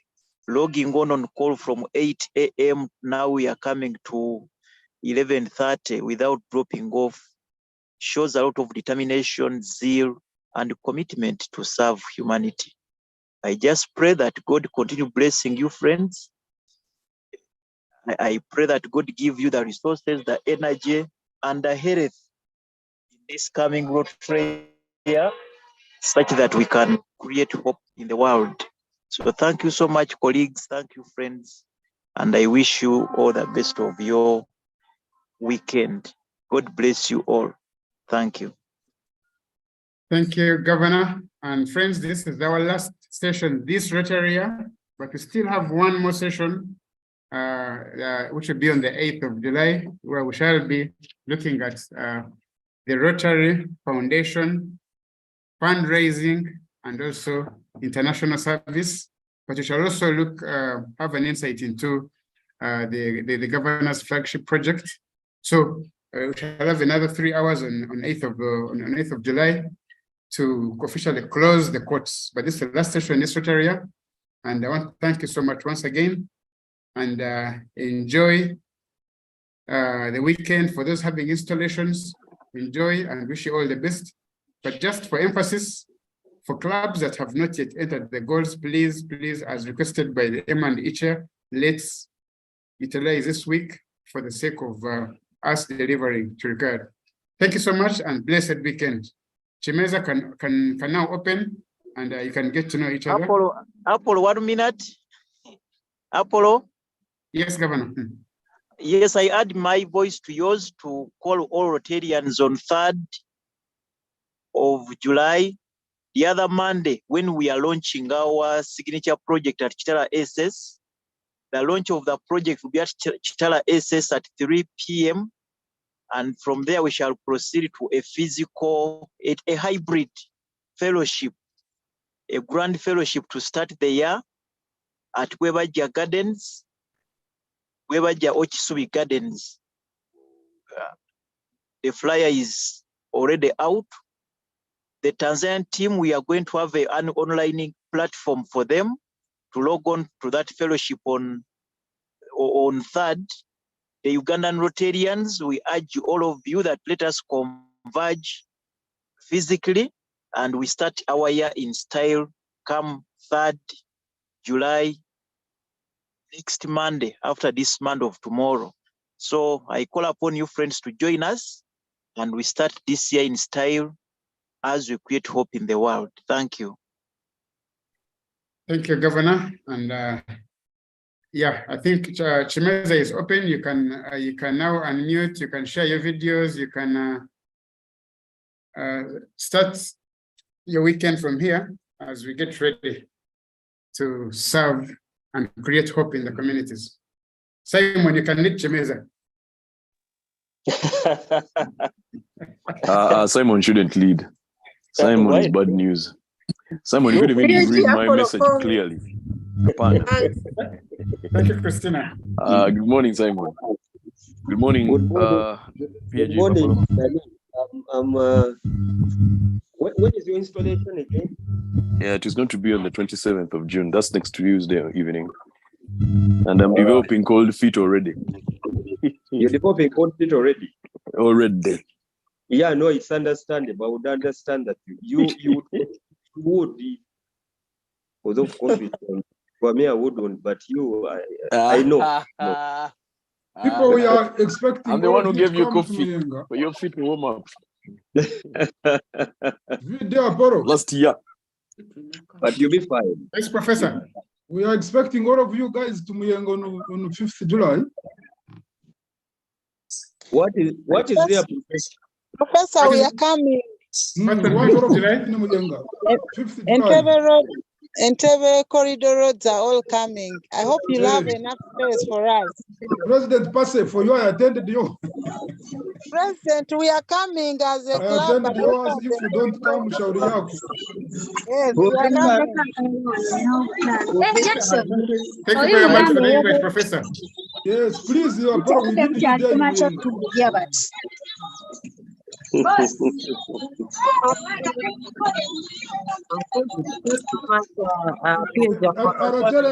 Beni. Yes. Jaja mzungu. Wanjai. Sebo wasuzu otya. Bulungi sebo Simon waffe oli otya sebo obwedda kwendi waliwo network oyabulidde naye era n'enkomawo. Okay. Muzungu ati obadde wobo jaga muzungu. All along you need all along you speak Uganda. Nayise okuunama. Nayise naego una. All along.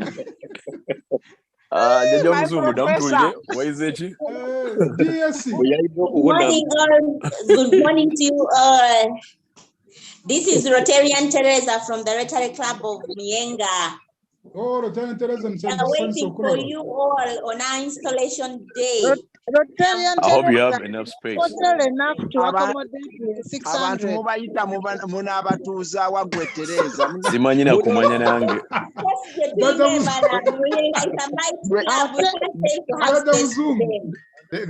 Dino Augustus. Dini abantu temubayita temulina wa kubatuuza. Amajjajja muzungu wena nawe neeraliikiridde. One Rotarian can buy 10 cards. Their cards are at only 50,000. So prepare enough space. We have space for Matata Mzunga Barimba. Professor, I doubt you have enough space for all of us. Unless it is not a traditional Ugandan hotel. You know, my mother says that it is only hearts which fit in the place. Otherwise, people can fit. Okay. Only hearts. Only the hearts. Only the hearts okay. Fail to fit. Osire kurungi. Hopo chalio. Jaja muzungu leo kola ki? Kuba oyogeranga ave wala. Microphone eringa oberiwa. Lieno nagenze mu nnimiro. Ali mu kukola ekijanjalo. Aliko bijanjalo. Bananga ani akola corridors Makerere ne Wandegeya nze nagitutte ku Masaka corridor mwabaleseeyo. Balina kuba ku Masaka corridor. Babeere ku Masaka corridor. We balina okuba. Wandegeya teri Masaka corridor. It should be. It should be. It should be. And Makerere. Yes, it should be. Naye bannange omuzimu gwa Paul Harris gw'amaanyi abantu bwenna ne baba Abatanzania nabakine gubateeka wano Augustus n'atukwatako n'atuleka kyalinga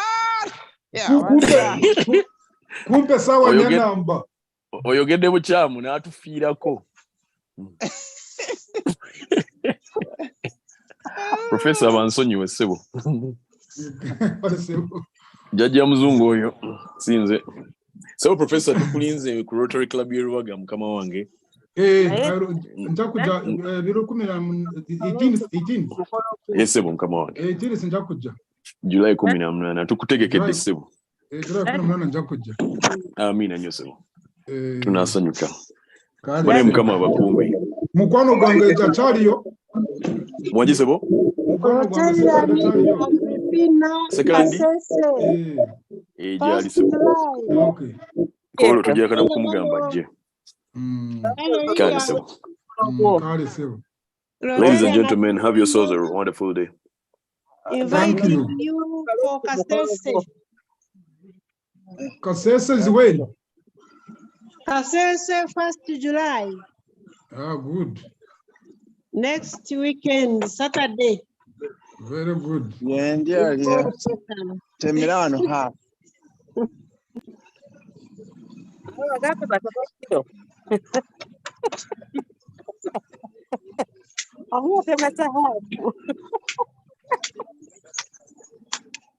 Never nango. Jaja mzungu ya demisa. Wanjai? Tulidenga bwate mesa, tulidaga atemesa hapo. Ndenga ngongere ku.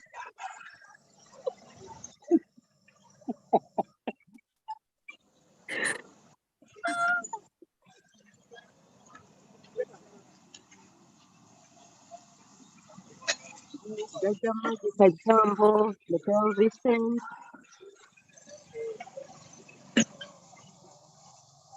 Every is Saturday.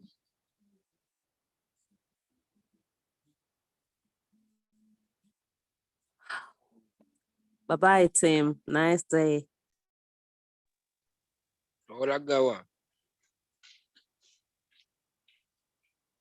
Ngenda mbara. But I tell you, all installation done. So I should stay in Kampala. You just give us a plot in Kampala. Yeah, there's a lot of happening in Kampala. And we still have Mbarara City on 28th. Sorry, I'd forgotten. You want to confuse people when we do a big party here. Midweek, next week, I had forgotten. Idi. Don Douglas. On Idi. Hey, who Idi? Hey. When is Idi? Wednesday, next week. Oh my God. Hey. Oh, na yako kati will be fun because it will be a public holiday. Hey, it will be a public holiday. Then in the evening we enjoy an installation. Okay. Well, people, nice time. I'll see you. Enjoy your weekend. Anzireyo ku matofali ne sementi. Kale sevo. Green bottles. Green bottle sawa zino. Anti ngambi olwekuba Regular. Yeah. Atsoke tuyirebe. Kituufu. Olunaku olulungi. Kale, have a nice weekend, people. Greetings from Namasuba. Good day, greetings from Barara Ranchers.